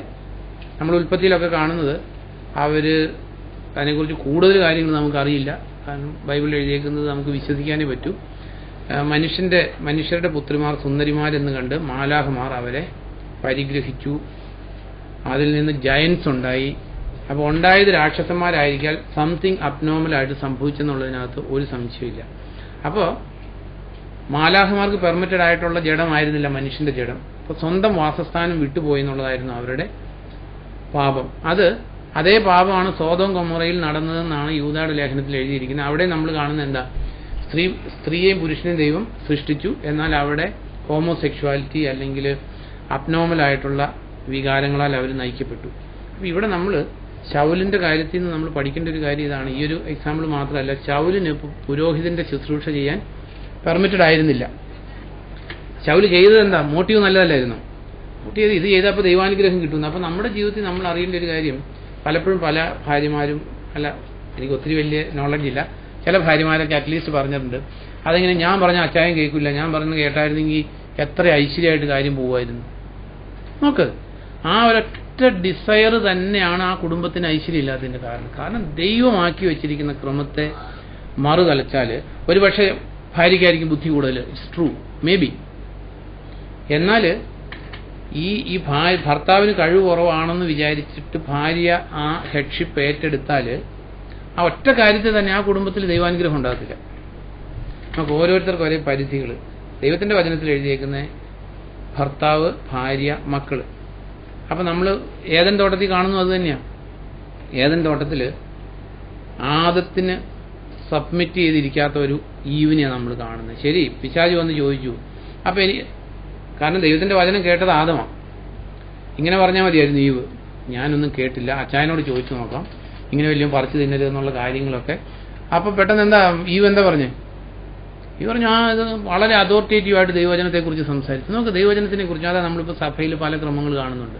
നമുക്ക് സ്ത്രീ സഭയെ ടീച്ച് ചെയ്യരുത്. ചിലപ്പോൾ ഈ സഭയിലുള്ള എല്ലാ ആണുങ്ങളെക്കാൾ നല്ലപോലെ ടീച്ച് ചെയ്യാൻ കഴിവുള്ള ചില ലേഡികൾ ചർച്ചിലുണ്ടായിരിക്കാം. പക്ഷേ ദൈവത്തിന്റെ വചനം അനുസരിക്കുന്നിടത്ത് മാത്രമേ ദൈവത്തിന്റെ അനുഗ്രഹങ്ങൾ വരത്തുള്ളൂ. ഇവിടെ നമ്മൾ ശൗല് നോക്കുക, ശൗല് പെട്ടെന്ന് വിചാരിച്ചു ഇപ്പൊ ബലി അർപ്പിച്ചു കഴിഞ്ഞാൽ ദൈവാനുഗ്രഹം വരുമെന്ന്. അങ്ങനെ പലപ്പോഴും വിചാരിക്കും. നമ്മുടെ ബുദ്ധിയോ നമ്മുടെ ശക്തിയോ നമ്മുടെ കഴിവോ ഒന്നും അല്ല പ്രത്യുത ദൈവാനുഗ്രഹം കൊണ്ടുവരുന്നത് ദൈവവചനത്തോടുള്ള ഒബീഡിയൻസ് കൊണ്ടുവരുന്ന അനുഗ്രഹം ഒരിക്കലും വേറെ ഒരു ഷോർട്ട് കട്ടിക്കടെയും വരാൻ പറ്റത്തില്ല. നോക്കി, ഇവിടെ ശൗല് നഷ്ടപ്പെടുത്തിയത് എന്താ? ശൗല് പരിധി ലംഘിച്ചു കഴിഞ്ഞപ്പോൾ, തനിക്ക് ചുറ്റും വെച്ചിരുന്ന വട്ടം ലംഘിച്ച് അതിനപ്പുറത്തേക്ക് കയറി പ്രവർത്തിക്കാൻ തുടങ്ങി കഴിഞ്ഞപ്പോൾ എന്ത് സംഭവിച്ചു? നഷ്ടപ്പെട്ടത് എന്താ? തലമുറകൾക്കുള്ള അനുഗ്രഹം പോയി. ഇങ്ങനെ തന്നെയാണ് നമ്മൾ അറിയേണ്ടത്. നമുക്ക് നമ്മളെക്കാൾ ചിലപ്പം കഴിവ് കുറഞ്ഞ ആളായിരിക്കും, നമുക്കതിനേക്കാൾ ആ ഫീൽഡിൽ കഴിവ് കൂടുതൽ കാണുമായിരിക്കും. എങ്കിലും ദൈവം അത് അനുവദിച്ചിട്ടില്ലെങ്കിൽ, അത് ചെയ്യാതിരുന്നാൽ ആ ഒബീഡിയൻസ് കൊണ്ട് തന്നെ ആ വ്യക്തി ജീവിതമാകട്ടെ, കുടുംബജീവിതമാകട്ടെ, രാജ്യത്തിന്റെ കാര്യമാകട്ടെ അനുഗ്രഹം വരും. ഇവിടെ ശൗല് ബലി അർപ്പിച്ചു അനുഗ്രഹത്തിന് വേണ്ടി. അപ്പോൾ സാമുവേല് ദൈവത്തിന്റെ പരിശുദ്ധാത്മാവിനാൽ ഇൻസ്പയർഡ് ആയിട്ട് പറഞ്ഞു, യു ഹാവ് ആക്ടഡ് ഫൂളിഷ്ലി, നീ വിഡ്ഢിത്തരമാണ് ചെയ്തത്. അപ്പൊ നമ്മൾ ചെയ്യേണ്ട കാര്യം അല്ലാതെ വേറൊരു കാര്യം ചെയ്താൽ ഒരിക്കലും ദൈവത്തിന്റെ അനുഗ്രഹം വരില്ല. നോക്ക്, ഗോപുരം കൊണ്ടുപോയ വഴിക്ക്, അല്ല പേടകം കൊണ്ടുപോയ വഴിക്ക് പേടകം മറിഞ്ഞു വീഴാൻ തുടങ്ങുക. അയ്യോ, പേടകം ദൈവത്തെ ഒന്ന് സഹായിക്കാൻ പോയതാ. It's true. പലപ്പോഴും നമ്മൾ ചെയ്യുന്ന പല കാര്യങ്ങളും അങ്ങനെയാണ്. നമ്മൾ ദൈവത്തിന്റെ വചനത്തിൽ പറഞ്ഞേക്കുന്ന രീതിയിലല്ലാതെ നമ്മൾ ദൈവവേല ചെയ്താൽ ഒരിക്കലും ദൈവം അതിനെ അക്സെപ്റ്റ് ചെയ്യത്തില്ല. അതുകൊണ്ടാണ് നമ്മൾ ഹെബ്രായ ലേഖനത്തിൽ വായിക്കുന്നത്, മോശ പർവ്വതത്തിൽ വെച്ച് വന്ന് ദൈവം കാണിച്ചു തന്ന മാതൃകയിൽ തന്നെ പണിതു. അതിനേക്കാൾ എത്രയോ കൂടുതലായിട്ട് ദൈവത്തിന്റെ വചനത്തിൽ വരച്ച് കാണിച്ചിരിക്കുന്ന പോലെ തന്നെ സഭയുടെ പണി ചെയ്താൽ മാത്രമേ ദൈവത്തിന്റെ മഹത്വമോ ദൈവത്തിന്റെ തേജസ്സോ അല്ലെങ്കിൽ ആ സഭയിലെ അംഗങ്ങൾക്ക് ദൈവാനുഗ്രഹം കിട്ടത്തുള്ളൂ. ഇപ്പൊ ശൗല് പരിധി ലംഘിച്ച കാരണം കൊണ്ട് നഷ്ടം വന്ന ആർക്കാ? ആ കുടുംബത്തിലെ അംഗങ്ങൾക്കാണ് നഷ്ടം വന്നത്. അതായത് ശൗലിന്റെ മക്കള് രാജാക്കന്മാരാകേണ്ടതായിരുന്നു. സെയിം വേ നമ്മൾ ഇപ്പൊ സഭയുടെ പണിയാണെങ്കിൽ ദൈവത്തിന്റെ വചനത്തിൽ വരച്ച് കാണിച്ചിരിക്കുന്ന പോലെ തന്നെ നമ്മൾ പണിതാൽ ആ സഭയിൽ വരുന്ന അംഗങ്ങൾക്കെല്ലാം തീർച്ചയായിട്ടും ദൈവത്തിന്റെ അനുഗ്രഹം ഉണ്ടാവും. ഇപ്പൊ കുടുംബത്തില് ദൈവം വെച്ചിരിക്കുന്ന പരിധികൾക്ക് അനുസരിച്ച് തന്നെ നമ്മൾ കുടുംബജീവിതം നയിച്ചാൽ ആ കുടുംബത്തിൽ എല്ലാവരും അനുഗ്രഹിക്കപ്പെടും. നമ്മൾ കഴിഞ്ഞ ദിവസം ചിന്തിച്ചതാ, പൗലോസ് യാത്ര ചെയ്തുകൊണ്ടിരുന്ന കപ്പലിനെ ദൈവം അനുഗ്രഹിച്ചു ഇല്ലേ, only because of Paulose. Jeremiah 5 നമ്മൾ വായിച്ചു, ജെറുസലേമിന്റെ തെരുവുകളിലൂടെ നീ അങ്ങോട്ടും ഇങ്ങോട്ടും പോവുക, ദൈവത്തെ ഭയപ്പെടുന്ന ഒരു മനുഷ്യനുണ്ടെങ്കിൽ നോ ബാബിലോൺ എക്സൈൽ.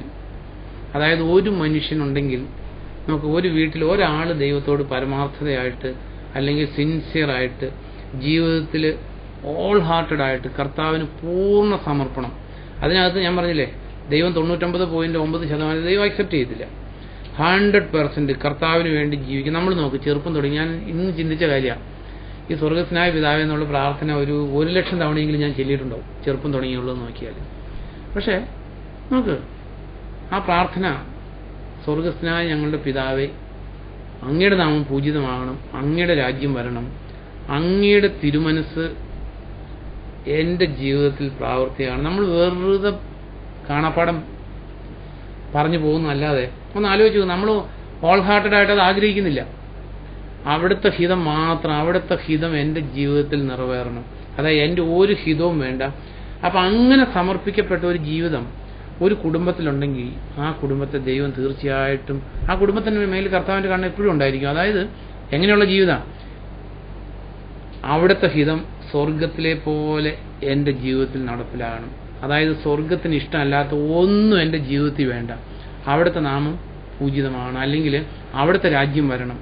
അതായത് എൻ്റെ ഈ ലോകത്തിലുള്ള ഒരു സ്വപ്നങ്ങളും അല്ല, എൻ്റെ ഈ ലോകത്തിലുള്ള ഒരു അംബീഷനും അല്ല, കർത്താവിന്റെ രാജ്യം മാത്രം മതി എനിക്ക്. കർത്താവിന്റെ രാജ്യത്തിന് വേണ്ടി ഓൾ ഹാർട്ടഡായ ദൈവഹിതത്തിന് വേണ്ടി പൂർണ്ണമായിട്ട് സമർപ്പിക്കപ്പെട്ട ഒരു ജീവിതം ഒരു വീട്ടിലുണ്ടെങ്കിൽ ആ വീട് അനുഗ്രഹിക്കപ്പെടും. ഒരു സഭയിൽ ഒരാളെങ്കിലും ഉണ്ടെങ്കിൽ ആ സഭയിൽ നിന്ന് കർത്താവ് പുറത്തേക്ക് മാറില്ല. നമ്മൾ ലവോഡീഷ്യൻ സഭയെ കാണുന്ന പോലെ കർത്താവ് പുറത്തു നിന്ന് മുട്ടില്ല. ഒരാളെങ്കിലും ഉണ്ടെങ്കിൽ കർത്താവ് അവിടെ കൂടെ ഉണ്ടാവും. അപ്പൊ നമ്മുടെ ജീവിതത്തിൽ നമ്മൾ ചിന്തിച്ചത് ശൗലിന് വന്ന തെറ്റ് നമുക്ക് വരരുത്.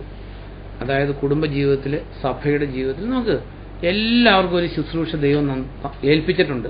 ഇതിനു മുമ്പ് നമ്മൾ ചിന്തിച്ചതാ, അത് ഏതാണെന്ന് അന്വേഷിച്ച് മനസ്സിലാക്കിയത് ചെയ്യണം. ഇപ്പോൾ കുടുംബജീവിതത്തിലൊക്കെയാണ് അത് ക്ലിയർലി റിവീൽഡാണ്. സഭയിലാണെങ്കിൽ അത് ദൈവത്തോട് ചോദിച്ച് മനസ്സിലാക്കണം. കുടുംബജീവിതത്തിലാണെങ്കിൽ ഹസ്ബൻഡ്, വൈഫ്, പിള്ളേര്, ഭാര്യ സ്നേഹിക്കുന്ന ഒരു ഭർത്താവ്, ഭർത്താവിന് കീഴടങ്ങിയിരിക്കുന്ന ഒരു ഭാര്യ, അപ്പനെയും അമ്മയെ അനുസരിക്കുന്ന മക്കൾ, ആ കുടുംബം നമ്മൾ ചിന്തിക്കാറുണ്ട് ഇറ്റ്സ് ആൻ എക്സ്റ്റൻഷൻ ഓഫ് ഹെവനാ. അതായത് ഹെവൻലി ലൈഫ് ഇൻ ഓൺ എർത്താണ്. സ്വർഗരാജ്യം ഭൂമിയുടെ അല്ലെ സ്വർഗത്തിന്റെ ഒരു എക്സ്റ്റൻഷനായിട്ട് അങ്ങനെ ജീവിക്കാൻ പറ്റുന്ന ദൈവത്തിന്റെ വചനത്തിൽ പറയുന്നത്. ഈ ഡ്യൂട്രോമി 11:23 അത് അമിത ഇംഗ്ലീഷിലൊന്നും വായിക്കും. ദൈവത്തിന്റെ വചനം അല്ലെങ്കിൽ ദൈവം വെച്ചിരിക്കുന്ന പരിധികൾക്കനുസരിച്ച് നമ്മൾ ജീവിക്കുമ്പോൾ അവിടെ സ്വർഗത്തിന്റെ ഒരു ഫോർ ടേസ്റ്റ് ആ കുടുംബത്തിലുണ്ടാവും. തീർച്ചയായിട്ടും ഉണ്ടാകണം. ഡ്യൂട്രോമി 11:23 ആണെന്ന് തോന്നുന്നു, അല്ലെ 27 ആയിരിക്കും വായിച്ചു. The blessing if you obey the commandments of the Lord your God which I command you today. 11:21 ആയിരിക്കും വായിച്ചു. That your days and the days of your children may be multiplied in the land of which the Lord swore to your fathers to give them, like the days of the heavens above the earth. കണ്ടോ, like the days of heaven upon the earth. ഇങ്ങനെ ദൈവം പറഞ്ഞ് ദൈവം വെച്ചിരിക്കുന്ന പരിധികൾ കാത്തു സൂക്ഷിച്ച്, അതായത് ഭാര്യയും മക്കളെ സ്നേഹിക്കുന്ന ഒരു ഭർത്താവ്, ആ ഭർത്താവിനെ എങ്ങനെ കാണുന്ന ഭാര്യയായിരിക്കും? ഈ തമിഴിലൊരു പഴഞ്ചൊല്ലുണ്ട്, എന്താ കേട്ടുണ്ടോ? കണവൻ താൻ, ബാക്കി എന്താ രാജു, എന്താ താമസം? കണവൻ താൻ കൺകണ്ട ദൈവം. അതിന് ബൈബിളിൽ എഴുതിയേക്കുന്നത്. അതായത് ക്രിസ്തു യേശുവിന്, സഭ ക്രിസ്തു യേശുവിന് കീഴടങ്ങിയിരിക്കുന്നത് പോലെ ഭാര്യ ഭർത്താവിന് കീഴടങ്ങിയിരിക്കണം. അപ്പോൾ ഇതിനകത്ത് ഞാനൊരു ചോദ്യം ചോദിക്കുക, ഈ ഭർത്താവിന് ഇങ്ങനെ കീഴടങ്ങിയിരിക്കാനാണോ ബുദ്ധിമുട്ട്, ഭാര്യയ്ക്ക് ഇതാണ്, ഭർത്താവിന് കീഴടങ്ങിയിരുന്നാൽ മതി. ഇനി ഭർത്താവിനോ? കർത്താവിന് കീഴടങ്ങിയിരിക്കണം, യേശുവിന് കീഴടങ്ങിയിരിക്കണം. അപ്പോൾ ഇതിനകത്ത് ഞാനിങ്ങനെ ചിന്തിക്കുക, ഇതില് ഈ ഭാര്യയ്ക്കാണ് ബുദ്ധിമുട്ട് കൂടുതൽ. കാരണം ഭർത്താക്കന്മാരെല്ലാം ടോട്ടലി ഇംപെർഫെക്റ്റ്, നമ്മളെല്ലാം ഇംപെർഫെക്റ്റാണ്. അപ്പോൾ ഇംപെർഫെക്റ്റ് ആയിട്ടുള്ള ഒരാൾ നോക്കുമ്പോൾ നമുക്ക് അച്ഛൻ ആ കുഴപ്പമുണ്ട്, ഈ കുഴപ്പമുണ്ട്, അത് ശരിയല്ല, എന്നേക്കാൾ ബുദ്ധി കുറവാണ്, എന്നേക്കാൾ കഴിവ് കുറവാണ്, അതുകൊണ്ട് കീഴടങ്ങിയിരിക്കാൻ വലിയ ബുദ്ധിമുട്ടായിരിക്കും. അതേ ഭർത്താവിനാണെങ്കിൽ വളരെ ഈസിയാണ്. ആർക്കാണ് കീഴടങ്ങിയിരിക്കണ്ടേ? പെർഫെക്റ്റാണ്. നമുക്ക് ഇനി അങ്ങോട്ടൊന്നും എന്താ പറയുന്നത്, ഒരു ബുദ്ധിമുട്ടുമില്ല. കർത്താവിന് കീഴടങ്ങിയിരിക്കാൻ എന്ന് പറഞ്ഞാൽ ബുദ്ധിമുട്ടില്ല എന്ന് ഞാൻ ഉദ്ദേശിച്ചത്, നമുക്കിനി കുറവൊന്നും നോക്കാനില്ല. പക്ഷേ ഭാര്യയെ സംബന്ധിച്ച് ഭാര്യ നോക്കുമ്പോൾ ഭർത്താവിന് മുഴുവൻ കുറവാണ്. ഏതെങ്കിലും ഭാര്യ ഉണ്ടെങ്കിൽ ഭർത്താവ് നല്ല ഭർത്താവെന്ന് പറയുന്നത് മീൻസ് അതെൻ്റെ കൂടെ ജോലി ചെയ്തുകൊണ്ടിരുന്ന ഒരു ആരാന്ന് പേരൊന്നും പറയുന്നില്ല, നിങ്ങൾ അറിയില്ലാത്തതുകൊണ്ട് പറയാം. അപ്പോൾ ആ ഒരു ലേഡി എന്നോട് പറഞ്ഞ, സാറേ ഭർത്താവിനെ വെറുക്കാത്ത ഒരു ഭാര്യയില്ല. അപ്പോൾ സാറ് വിചാരിക്കും സാറിൻ്റെ ഭാര്യയെ സ്നേഹിക്കുന്നുണ്ടെന്ന്. പോയി ചോദിച്ചു നോക്കുക, സ്നേഹിക്കുമെന്ന് പറയും. പക്ഷേ എനിക്കറിയാം സാറിൻ്റെ ഭാര്യയ്ക്കും സാറിനോട് സ്നേഹമില്ല. അത് ലോകത്തിലൊരു ലേഡി പറഞ്ഞതാണ്. എന്നാൽ നമ്മുടെ ഇടയിൽ അങ്ങനെ ആകാൻ പാടില്ല. അതായത് ക്രിസ്ത്യൻ ഡ്രൈവിംഗ് ഫോഴ്സ് എന്ന് പറഞ്ഞത്, ഭാര്യമാരെല്ലാം അത് കേട്ടിട്ട് എല്ലാം ചിരിച്ചോളൂ, ആരും അതിനെ ഡിസ്പ്യൂട്ട് ചെയ്തൊന്നും പറഞ്ഞില്ല. അപ്പോൾ എന്താണെങ്കിലും ഈ ദി ഡേയ്സ് ഓഫ് ഹെവൻ നമുക്ക് ഈ ലോകത്തിൽ അനുഭവിക്കും. നോക്ക്, ആ വീട്ടിൽ ചെന്നാൽ തീർച്ചയായിട്ടും ഒരു ഹെവൻ്റെ ഫോർ ടേസ്റ്റ് നമുക്ക് ചെല്ലുന്ന ആൾക്കാർക്ക് കിട്ടും, തീർച്ചയായിട്ടും കിട്ടും. ഭാര്യ ഭർത്താവ് അല്ലെ ചെല്ലുന്ന ആൾക്കാർക്ക് കിട്ടുന്ന സ്നേഹം, മക്കളിൽ നിന്ന് കിട്ടുന്ന സ്നേഹം. ഈ അടുത്ത ദിവസം ഒരു സഹോദരൻ എന്നോട് പറയുകയെ, നോക്ക് വിശ്വാസികളുടെ വീട്ടിൽ ചെന്നാൽ പലപ്പോഴും സന്തോഷമില്ല. ഒരു അവിശ്വാസിയുടെ വീട്ടിൽ ചെന്നപ്പോൾ എന്തൊരു നല്ല ബിഹേവിയർ, എന്തൊരു സ്നേഹം എന്ന് പറഞ്ഞാൽ അങ്ങനെ പറയാൻ ഇടയായത്. അറ്റ്ലീസ്റ്റ് ലോകത്തിലുള്ള എല്ലാ വിശ്വാസികളെ ഉദ്ദേശിച്ചല്ല. നമ്മുടെ ഭവനത്തിൽ ഒരാൾ വന്നാൽ ആ ആൾക്ക് നമ്മുടെ സ്നേഹം കണ്ടിട്ട്, കർത്താവ് ആഗ്രഹിച്ചത് ഇതാ, നിങ്ങളുടെ സ്നേഹം കണ്ടിട്ട് മറ്റുള്ളവർ എന്നെക്കുറിച്ച് അറിയട്ടെ. ഈ സ്നേഹിക്കണമെങ്കിൽ ഏറ്റവും വലിയ, ഈ സ്നേഹം എന്ന് പറയുന്നത് വെറുതെ ഉണ്ടാകുന്ന ഒരു സാധനമല്ല. സ്നേഹിക്കണമെങ്കിൽ എന്താ ഏറ്റവും ഇമ്മീഡിയറ്റ് ആയിട്ടുള്ള റിക്വയർമെന്റ്? ക്ഷമയല്ല, ത്യാഗം. ത്യാഗമില്ലാത്തടത്ത് സ്നേഹമില്ല. ഒരു വീട്ടിലൊരാൾ വന്നു, ആ ആളെ യഥാർത്ഥമായിട്ട് സ്നേഹിക്കണമെങ്കിൽ ഒത്തിരി ത്യാഗമുണ്ട്, അല്ലെങ്കിൽ ആൾ പിന്നെ ആ വീട്ടിൽ വരില്ല. അപ്പം ഞാൻ പറഞ്ഞത്, ഈ ഡേയ്സ് ഓഫ് ഹെവൻ നമ്മുടെ വീട്ടിലെല്ലാം ഉണ്ടാകണമെങ്കിൽ നമ്മൾ ദൈവം വെച്ചിരിക്കുന്ന പരിധികൾ കാത്തു സൂക്ഷിച്ച് കർത്താവ് പറയുന്ന അനുസരിച്ച് ജീവിച്ചാൽ തലമുറകൾക്ക് അനുഗ്രഹം കിട്ടും. അതാണ് നമ്മൾ ശൗലിന്റെ ജീവിതത്തിൽ നിന്ന് പഠിച്ചത്. രണ്ടാമത് ദാവീദിന്റെ ജീവിതം നമ്മൾ ചിന്തിച്ചാൽ എന്താ, മുറുകെ പറ്റിച്ചേരുന്ന പാപങ്ങളാണ്. അപ്പം ഫസ്റ്റ് നമ്മൾ ചിന്തിക്കേണ്ടത് obedience to the commandment of the Lord. ശൗലിനോട് പുരോഹിതന്റെ ജോലി ചെയ്യാൻ പറഞ്ഞിട്ടില്ലായിരുന്നു, അത് ചെയ്യാൻ പോയി. സീലിന്ന് ഈ ശൗലിനെ സംബന്ധിച്ച് ശൗൽ വലിയ ആവേശത്തിന്റെ ആളായിരുന്നു. വേറൊരു തെറ്റും ആവേശത്തിൽ നിന്ന് ചെയ്തു. എന്ത് ചെയ്തു നോക്ക്. അതായത് ജോഷുവ ഗിബിയോന്യരുമായിട്ടൊരു ഉടമ്പടി ചെയ്തിട്ടുണ്ടായിരുന്നു. എന്ത് ഉടമ്പടിയായിരുന്നു? അവരെ കൊല്ലില്ല എന്നുള്ളത്. ശൗല് രാജാവായി കഴിഞ്ഞപ്പോൾ പലപ്പോഴും പല വിശ്വാസികളുടെയും ക്രിസ്ത്യൻ ലൈഫും അങ്ങനെ തന്നെയാണ്. എങ്ങനെയായിരിക്കും? ആരംഭശൂരത്വം, മുഴുത്ത മാനസാന്തരം 3 മാസം എന്ന് പറയും. ശൗലിന് ഭയങ്കര ആവേശം ദൈവത്തിന് വേണ്ടി ജീവിക്കാൻ. അത് കാരണം കൊണ്ട് ഈ ദേശത്ത് നിന്ന് വേറെ ജാതികളെല്ലാം ഉന്മൂലനം ചെയ്യണം. അത് കാരണം ഗിബിയോന്യരെ വധിക്കാനായിട്ട് ഒരുപെട്ടു. ഗിബിയോന്യരെ വധിക്കാൻ പാടില്ല എന്ന് ജോഷുവ ഉടമ്പടി ചെയ്തതാ. ഉടമ്പടി ലംഘിച്ചു, ദേശത്ത് നാശം ഉണ്ടാക്കി. അതാ ഞാൻ പറഞ്ഞത്, നമ്മുടെ ജീവിതത്തിൽ ഈ ആവേശം കൊണ്ട് പലപ്പോഴും ദൈവാനുഗ്രഹം നഷ്ടപ്പെടുത്താറുണ്ട്. അതുകൊണ്ട് ഈ ഫിലിപ്പി ലേഖനം 1:9 വായിക്കുമ്പോൾ,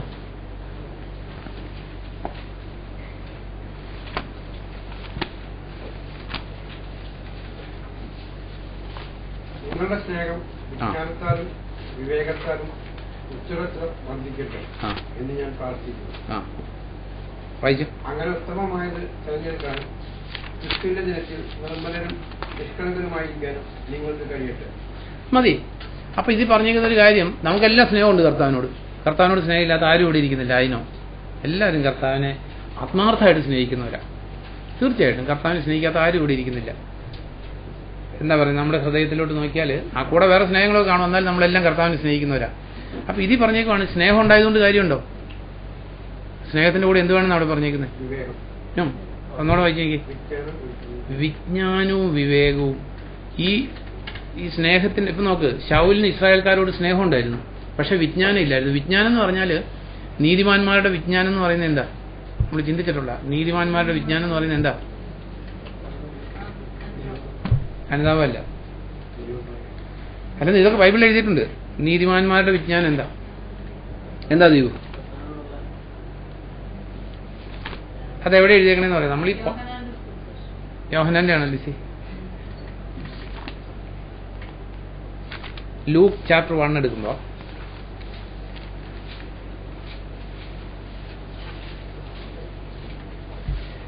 മുഴുവൻ വായിക്കണ്ട. 1:17 ഒന്ന് വായിക്കും. ലൂക്ക് 1:17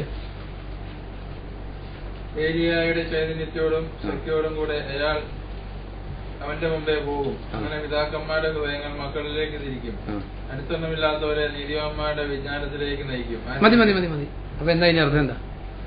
എന്താ അതിന്റെ obedience to the word of God ആണ് നീതിമാന്മാരുടെ. അത് നമുക്ക് തലേന്ന് പോകരുത് ഇത്. അതായത് ലോകത്തിലെ വിജ്ഞാനം വേറെയാ. സോളമന്റെ വിജ്ഞാനത്തെ കുറിച്ച് നമ്മൾ ചിന്തിച്ചു. സോളമന് ദൈവം ഒത്തിരി വിജ്ഞാനം കൊടുത്തു ലോകത്തിലെ എല്ലാ മനുഷ്യരെക്കാളും. പക്ഷെ അത് നീതിമാന്മാരുടെ വിജ്ഞാനം ആയില്ല. ആയോ? നീതിമാന്മാരുടെ വിജ്ഞാനത്തിന്റെ ഉത്തമ മാതൃക ആരാ? ദാനിയേല. അപ്പൊ ഇവിടെ നമ്മൾ ഇത് മറക്കരുത്. നീതിമാന്മാരുടെ വിജ്ഞാനം എന്ന് പറയുന്നത് എന്താ? ഒബീഡിയൻസ് ടു ദി ഗോഡാണ് നീതിമാന്മാരുടെ. അപ്പൊ നമ്മൾ ഒരിക്കലും മറക്കരുത്, ഏറ്റവും വലിയ ബുദ്ധി ദൈവത്തിന്റെ മുമ്പിൽ ഏറ്റവും വലിയ ബുദ്ധി എന്ന് പറയുന്നത്, കർത്താവ് പറഞ്ഞു, ഈ ചെറിയൊരു കൽപ്പന പോലും അനുസരിക്കാൻ പഠിപ്പിക്കുകയും ചെയ്യുന്നവൻ സ്വർഗരാജ്യത്തിൽ വലിയവൻ എന്ന് വിളിക്കപ്പെടും. നീതിമാന്മാരുടെ വിജ്ഞാനം ഒരിക്കലും മറക്കരുത്. അതായത് നമ്മൾ ദൈവത്താൽ വിജ്ഞാനി എന്ന് അറിയപ്പെടണമെങ്കിൽ അനുസരണ ഇല്ലാത്തവരാണോ നീതിമാന്മാരുടെ വിജ്ഞാനം ഉള്ളവർ? അത് ഒന്നോടെ വായിച്ചു നോക്കിയാൽ മതി.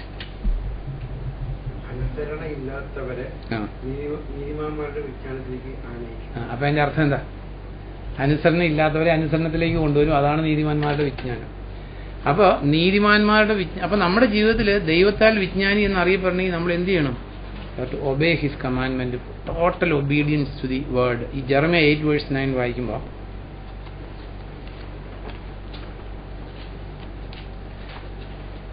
പക്ഷെ സംശയം ഉണ്ടോ? അല്ല, അനുസരണ ഇല്ലാത്തവരെ നീതിമാന്മാരുടെ വിജ്ഞാനത്തിലേക്ക് ആനയിക്കും എന്ന് പറഞ്ഞാൽ അതിന്റെ അർത്ഥം എന്താ?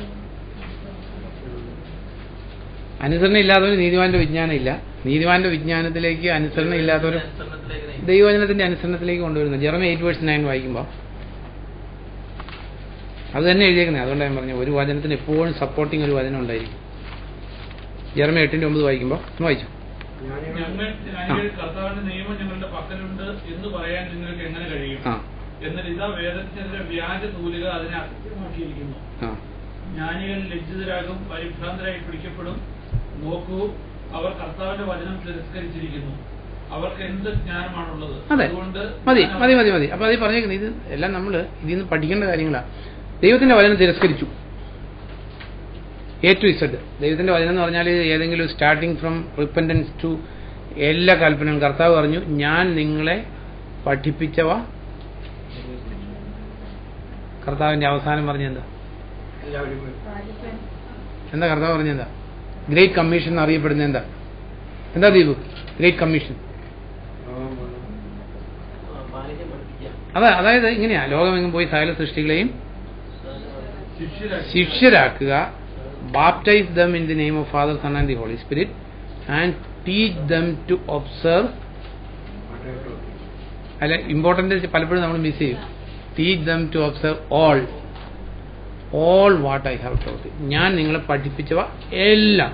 അപ്പോൾ ഈ ദൈവവചനത്തോടുള്ള അനുസരണം ഇവിടെ പറഞ്ഞേക്കുന്നത്, നിങ്ങൾ ദൈവത്തിന്റെ വചനം കുറേയൊക്കെ തള്ളിക്കളഞ്ഞു, എന്നിട്ട് ഇവിടെ പരിശുദ്ധാത്മാവ് ചോദിച്ചേക്ക് എന്ത് വിജ്ഞാനമുള്ളത്? ദൈവത്തിന്റെ വചനം തള്ളിക്കളയുന്ന മനുഷ്യന് ദൈവത്തിന്റെ മുമ്പിൽ ഒരു ജ്ഞാനവും ഇല്ല. പ്രോവേർബ്സ് 13 എടുക്കുമ്പോൾ, സുഭാഷിതങ്ങൾ 13 എടുക്കുമ്പോൾ 13:13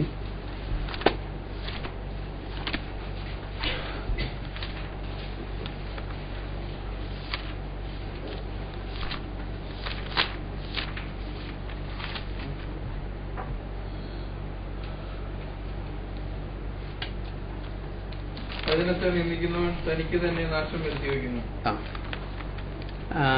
വചനങ്ങളെ മാനിക്കുന്നവന് പ്രതിഫലം ലഭിക്കും. അതെ, വചനത്തെ നമ്മൾ ഏനി കമാൻഡ്മെന്റ്, ദൈവത്തിന്റെ വചനത്തിൽ കർത്താവ് പഠിപ്പിച്ച ഒത്തിരി കാര്യങ്ങളുണ്ട്.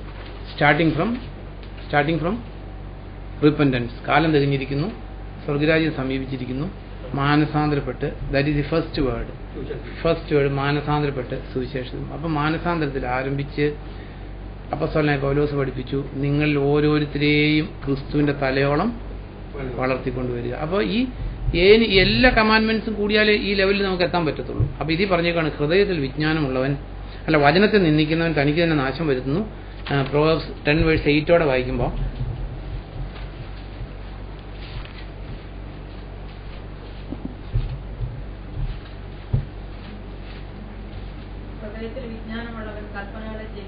അതെ, ഇതെല്ലാം ഡിവൈൻ വിസ്ഡമാണ്. ഹൃദയത്തിൽ വിജ്ഞാനം ഉണ്ടെങ്കിൽ കർത്താവ് ഒരു കാര്യം പറഞ്ഞാൽ ഒരിക്കലും അതിനപ്പുറത്തേക്ക് ചിന്തിക്കില്ല. നമുക്കറിയാവുന്നൊരു കാര്യം, കർത്താവിന്റെ കൽപ്പന ഡിസൊബേ ചെയ്ത് നമുക്ക് ഒരേടത്തും പോയി മിടുക്കരാകാൻ പറ്റത്തില്ല.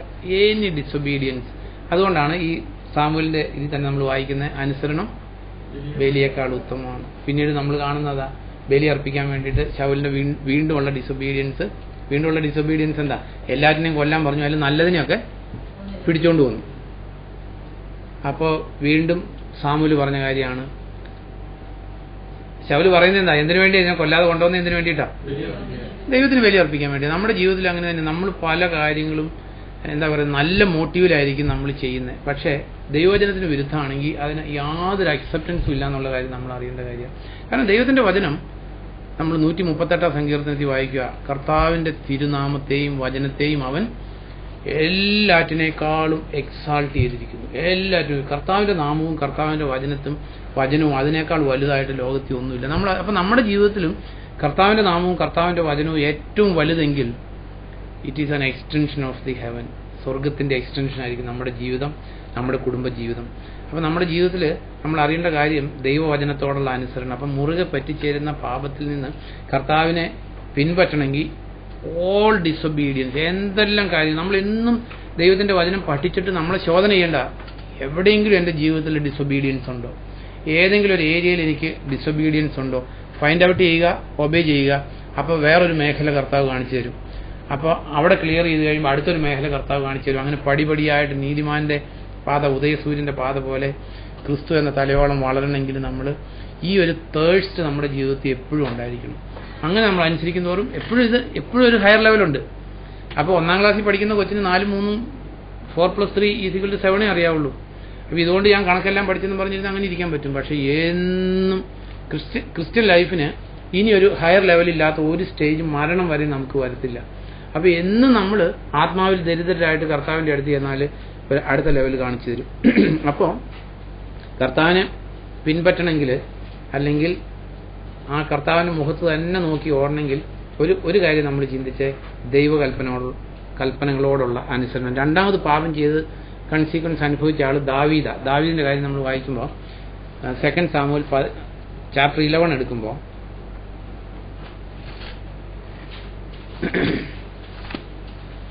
അപ്പോൾ ഞാൻ ആ പറഞ്ഞ കാര്യം ഒന്നോടെ ചിന്തിക്കുക. Disobedience to the commandment of the word കാരണം ശൗലിന്റെ ഡിസെൻഡൻസിന് അനുഗ്രഹം നഷ്ടപ്പെട്ടു. മക്കളൊക്കെ രാജാക്കന്മാരായിട്ടിരിക്കേണ്ട. നമ്മൾ കാണുന്നത് എന്താ, യോനാഥാൻ നല്ലൊരു മനുഷ്യനായിരുന്നു. യോനാഥാന്റെ അവസാനം എങ്ങനെയായിരുന്നു? വധിക്കപ്പെട്ടു, യുദ്ധത്തിൽ വധിക്കപ്പെട്ടു. നോക്ക്, അപ്പന്റെ ഒരു ദുഷ്കർമ്മം മകന്റെ നാശത്തിന് കാരണമായി തീർന്നു. അല്ലെങ്കിൽ അപ്പൻ അന്ന് ദൈവത്തെ ഭയപ്പെട്ടിരുന്നെങ്കിൽ. കാരണം നമ്മളെപ്പോഴും അറിയേണ്ട ഒരു കാര്യം, ഈ ക്രിസ്ത്യൻ ലൈഫ് എന്ന് പറയുന്നത്, അല്ലെങ്കിൽ ദൈവിക ജീവിതം എന്ന് പറയുന്നത് ഒരു ജനറേഷനിൽ അവസാനിക്കുന്നതല്ല. തലമുറകൾക്ക് നമ്മൾ അനുഗ്രഹത്തെ കൈമാറുക. നമ്മൾ ദൈവത്തെ അനുസരിച്ച് ഭയപ്പെട്ട് ജീവിച്ചാൽ അടുത്ത ജനറേഷനിൽ അനുഗ്രഹം കൊടുത്തിട്ട് പോവുക. അതേസമയം നമ്മൾ ദൈവഭയം ഇല്ലാതെ നമ്മൾ എങ്ങനെയെങ്കിലുമൊക്കെ ജീവിച്ചാൽ അതുപോലെ തന്നെ നാശം നമ്മൾ കൊടുത്തിട്ട് പോവുക.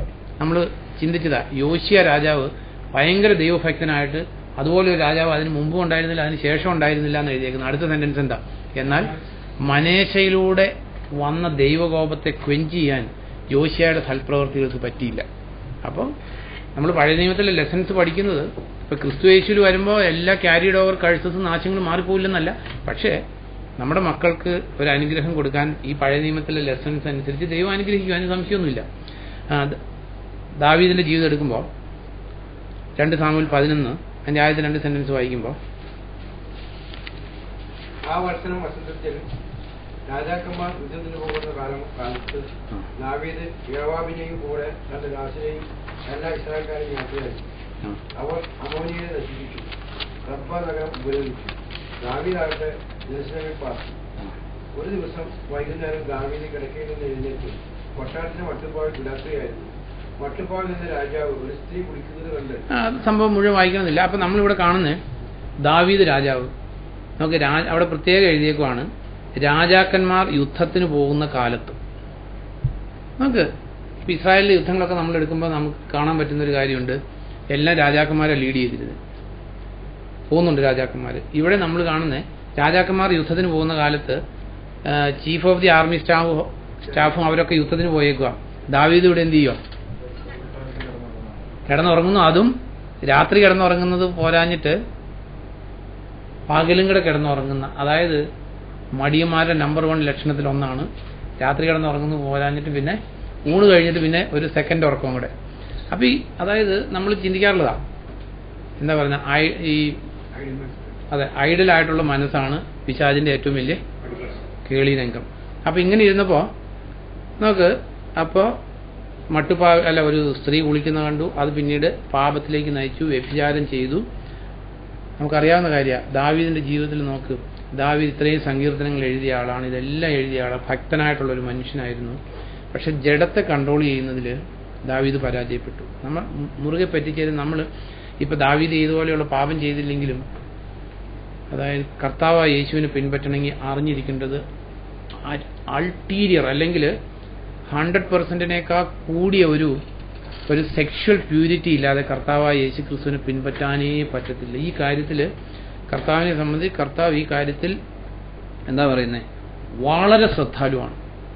ഇവിടെ ദാവീദ്, നമുക്കറിയാം ദാവീദ് പാപം ചെയ്തു കഴിഞ്ഞാൽ അതിന്റെ കൺസീക്വൻസിൽ നിന്ന് ആർക്കും രക്ഷപ്പെടാൻ പറ്റത്തില്ല. അത് നമ്മൾ അറിയേണ്ട ഒരു കാര്യം. നമ്മൾ ഈ അടുത്ത ദിവസങ്ങളിലൊക്കെ വായിച്ചൊരു വചനമുണ്ട്, ഈ സംഖ്യാപുസ്തകം 32-ന്റെ 32:23 വായിക്കുമ്പോൾ നിശ്ചയം എന്നാണ്. 32:23 പെട്ടെന്ന് വായിക്കാം. ലിൻറ്റൊന്ന് വായിക്കാം. നിങ്ങൾ ഇങ്ങനെ ചെയ്യാത്ത പക്ഷം നിങ്ങൾ കർത്താവിനെതിരെ പാപം ചെയ്തിരിക്കുന്നു, നിങ്ങളുടെ പാപം നിങ്ങളെ തെരഞ്ഞു പിടിക്കും നിശ്ചയം. അതായത് പാപം ചെയ്തോ നമ്മുടെ കയ്യിൽ നിന്ന് പോയി, പിടിവിട്ടുപോയി, പിന്നെ നമുക്കൊരു റൈറ്റും ഇല്ല, പിശാചിന് റൈറ്റായി. ഇപ്പൊ നമുക്ക് ദാവീദ്, ഇപ്പൊ നമ്മുടെ ജീവിതത്തിൽ നമ്മൾ അറിയേണ്ട ഒരു കാര്യം, യുദ്ധം ചെയ്യേണ്ട സമയത്ത് യുദ്ധം ചെയ്തേ പറ്റൂ. നമ്മുടെ ക്രിസ്ത്യൻ ലൈഫ് എന്ന് പറയുന്നത്, ക്രിസ്ത്യൻ ലൈഫിനകത്ത് മടിയന്മാർക്ക് ഒരു സ്കോപ്പും ഇല്ല. അതുകൊണ്ട് ഫെബ്രുവരി ലേഖനത്തിൽ നമ്മൾ വായിക്കുന്നു, അതുകൊണ്ട് അലസരാകാതെ, ഹീബ്രൂ 6 നമ്മൾ പഠിച്ചുകൊണ്ടിരിക്കുന്ന ബുക്ക്, അലസരാകാതെ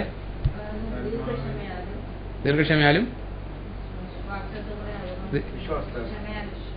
എടാ ഈ ഹീബ്രൂ 6:10 ഒന്ന് വായി.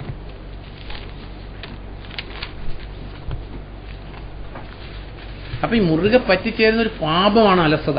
ആ അലസത it will lead to many other sins. 12 നിങ്ങൾ വിശ്വാസത്തിലൂടെയും ക്ഷമയിലൂടെയും വാഗ്ദാനങ്ങൾ അവകാശമാക്കുന്നവരെ അനുകരിക്കണം. അത് ക്രിസ്ത്യൻ ലൈഫിൽ ഈ വേറെ മടിയൻ നോക്ക്, മടിയനാണെങ്കിൽ കർത്താവിൽ നിന്നുള്ള ഓരോ അനുഗ്രഹങ്ങളും കിട്ടത്തില്ല. നമുക്ക് നമ്മുടെ ഏൽപ്പിച്ചിരിക്കുന്ന ജോലി എന്തും ആകട്ടെ, നമ്മൾ കൊളോസിലെ സ്ഥലങ്ങൾ എടുക്കണ്ട, കൊളോഷ്യൻസ് 3:23 തുടങ്ങി വായിക്കുമ്പോൾ നിങ്ങളുടെ ജോലി എന്തു തന്നെ ആയിരുന്നാലും ആ ജോലിയിൽ എന്താ പറഞ്ഞാൽ ഒരു ഡീപ്പായിട്ടുള്ള സിൻസിയറിറ്റി ഇല്ലെങ്കിൽ ദൈവാനുഗ്രഹം കിട്ടത്തില്ല. അല്ല, ദൈവാനുഗ്രഹം എന്ന് പറയുന്നത് ബൈബിൾ വായിക്കുന്നതും പ്രാർത്ഥിക്കുന്നതും കുറെ സുവിശേഷം പറയുന്നതും അല്ലെങ്കിൽ ഇതല്ല. നോ, അത് ജാതീയ വിശ്വാസങ്ങളെല്ലാം അങ്ങനെയാണ്. ജാതീയ വിശ്വാസം എങ്ങനെയാണെന്ന് വെച്ചാൽ ദൈവത്തിന്റെ കാര്യം ഒരു സൈഡ്, ജീവിതം വേറൊരു സൈഡ്. ഈ രണ്ടും തമ്മിലൊരു ബന്ധമില്ല. നമുക്ക് എല്ലാവർക്കും അറിയാവുന്ന ഒരു എക്സാമ്പിൾ ഞാൻ പറയാറുള്ളതാണ്.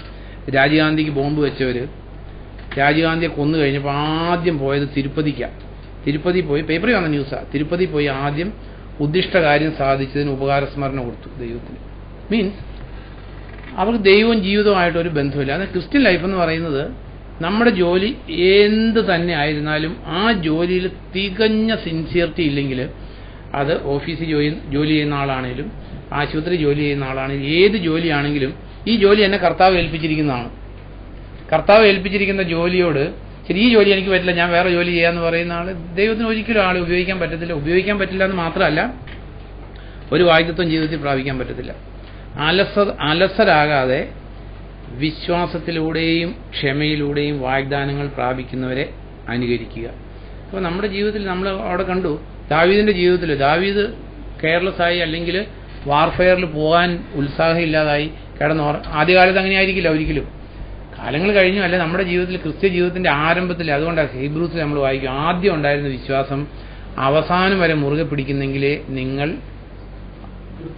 ക്രിസ്തുവിൽ പങ്കുകാരാകത്തുള്ളൂ. ചിലപ്പോൾ നമുക്ക് ഭയങ്കര തീക്ഷ്ണമായിട്ട് സ്റ്റാർട്ട് ചെയ്യുന്ന ചില വിശ്വാസികൾ കണ്ടിട്ടുണ്ട്. അതുകൊണ്ടാണ് ക്രിസ്ത്യ ജീവിതത്തിൽ കുറേ ലോങ് ഇയേഴ്സ് ഓഫ് എക്സ്പീരിയൻസ് ഉള്ളവർ വലിയ ആവേശത്തോടെ വരുന്നവരെ കാണുമ്പോൾ അവർക്ക് ഭയങ്കര ഭയം തോന്നും. കാരണം ഇത് നിലനിൽക്കുമെന്നൊരു സംശയം. കാരണം ചിലപ്പോൾ ഭയങ്കര ചൂടായിരിക്കും വരുന്ന സമയത്ത്, ഭയങ്കര തീക്ഷ്ണത, ഭയങ്കര കൂട്ടായ്മ ആചരിക്കൽ, ഭയങ്കര ബൈബിൾ വായിക്കൽ, അത് പതുക്കെ പതുക്കെ കൊഴിഞ്ഞ് കുറേ കഴിയുമ്പോൾ ഇതൊന്നും ഇല്ലാതായിത്തീരും. അപ്പം നമ്മുടെ ജീവിതത്തിൽ നമ്മൾ അറിയേണ്ടത്, കർത്താവിനെ പിൻപറ്റണമെങ്കിൽ you must be hard working. നോക്ക്, ദൈവം വിളിച്ച ആൾക്കാരെ എടുത്ത് നോക്ക്. ദൈവം ഏലീശായെ വിളിച്ചു, കിടന്നുറങ്ങിയ സ്ഥലത്ത് നിന്നല്ല പോയി വിളിച്ചത്, കാള പൂട്ടുന്ന സ്ഥലത്ത് നിന്നാണ് വിളിച്ചത്. ആമോസിനെ വിളിച്ചു, ആട് നോക്കുന്നിടന്ന് വിളിച്ചത്. അപ്പോസ്തലനായ പത്രോസ്, യാക്കോബ്, യോഹന്നാൻ, ഇവരൊക്കെ ജോലി സ്ഥലത്ത് നിന്നാണ് വിളിച്ചത്. അപ്പം നമ്മുടെ ജോലിയിൽ നമ്മൾ സിൻസിയർ ആൻഡ് ഹാർഡ് വർക്കിംഗ് അല്ലെങ്കിൽ നമ്മുടെ സുവിശേഷം നോ ബഡി വിൽ അക്സെപ്റ്റ്. അതെങ്ങനെയാണ്? നമ്മുടെ ജോലി കാണുന്നവർ, നമ്മുടെ കൂടെയുള്ളവർ, അതായത് ക്രിസ്ത്യൻ ലൈഫിൽ if you are not accepted as a good Christian, സുവിശേഷം പറയാതിരിക്കുന്നല്ലോ. നമുക്ക് ലഗ്യോൻ ബാധിച്ച മനുഷ്യന്റെ ഏറ്റവും വലിയ ആഗ്രഹം എന്തായിരുന്നു? ലഗ്യോൻ ഒഴിഞ്ഞതോടുകൂടി ഏറ്റവും വലിയ ആഗ്രഹം എന്തായിരുന്നു? അതായത് കർത്താവിന്റെ മിനിസ്ട്രിയിൽ പിൻപറ്റുക എന്നുള്ളതല്ല, പിൻപറ്റണമല്ലോ, അതാണ് വേണ്ടത്. പക്ഷെ പിൻപറ്റുക എന്നുള്ളതായിരുന്നില്ല. എന്തായിരുന്നു? കർത്താവിന്റെ കൂടെ. അതായത് കർത്താവിന്റെ കൂടെ അപ്പസ്തോലന്മാർ 12 പേരുണ്ട്, 13 പേരുണ്ട്. കർത്താവ് ഒരു ടീമായിട്ട് സുവിശേഷ വേല ചെയ്ത് നടക്കുക. നമുക്ക് മാർക്ക് ചാപ്റ്റർ 5 മർക്കോസിന്റെ സുവിശേഷം 5 അധ്യായത്തില്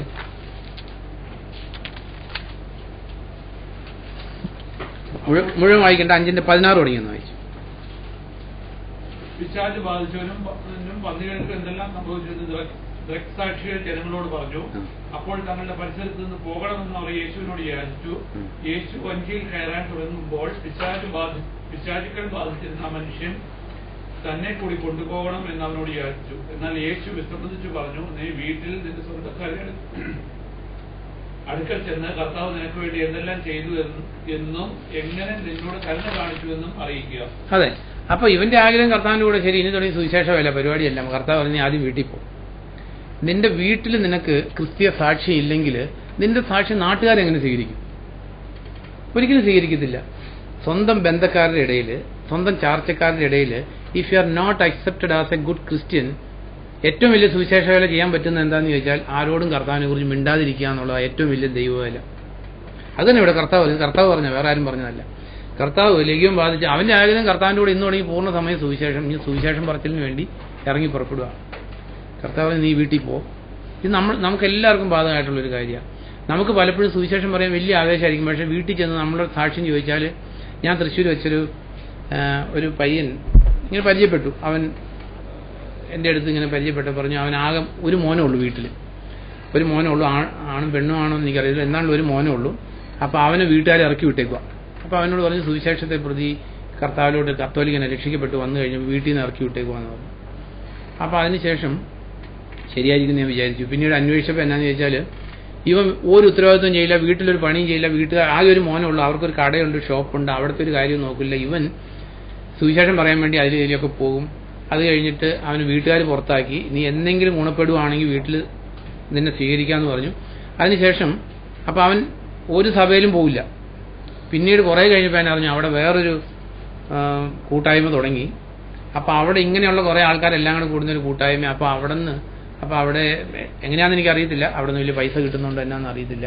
കാരണം പക്ഷെ പലപ്പോഴും നമ്മൾ കേൾക്കുന്ന സാക്ഷ്യത്തിൽ നിന്ന് നേരെ വിപരീതമായിരിക്കും റിയൽ തിങ്സ് എന്ന് പറയുന്നത്. പലപ്പോഴും പറയും കർത്താവിൽ വന്നതുകൊണ്ട് വീട്ടുകാരെൻ്റെ ശത്രുവായെന്ന. ടു ബി ഫ്രാങ്ക്, ഒരാൾ യഥാർത്ഥമായിട്ട് കർത്താവിൽ വന്നാൽ ഒരു മനുഷ്യനും അതിനെ റിജക്റ്റ് ചെയ്യാൻ, തള്ളിക്കളയാൻ ചാൻസ് ഇല്ല. നമുക്ക് ഒരു ഭാര്യ രക്ഷിക്കപ്പെട്ടാൽ തീർച്ചയായിട്ടും ആ ഭർത്താവ് വളരെ ഹാപ്പി ആയിരിക്കും, പ്രൊവൈഡഡ് ചൊവ്വായിട്ട് രക്ഷിക്കപ്പെട്ടിട്ടുണ്ടെങ്കിൽ. കാരണം ഒരു നല്ല ഭാര്യയെ കിട്ടുന്ന ഏത് ഭർത്താവിനും ഇഷ്ടമാണ്. ഇനി ഒരു ഭർത്താവ് രക്ഷിക്കപ്പെട്ടാൽ, യഥാർത്ഥമായിട്ട് രക്ഷിക്കപ്പെട്ടെങ്കിൽ ഭാര്യ വിശ്വാസി വന്നാലും വന്നില്ലെങ്കിലും ഷീ മസ്റ്റ് ബി ഹാപ്പി. കാരണം ഒരു നല്ല ഭർത്താവിനെ കിട്ടി, സ്നേഹിക്കുന്ന ഒരു ഭർത്താവിനെ കിട്ടി. ഒരു സഹോദരി രക്ഷിക്കപ്പെട്ട ഒരു സാക്ഷി ഞാൻ ഒരിക്കൽ കേട്ടതാണ്, എനിക്ക് പേഴ്സണലായിട്ട് അറിയാവുന്ന ആളാണ്.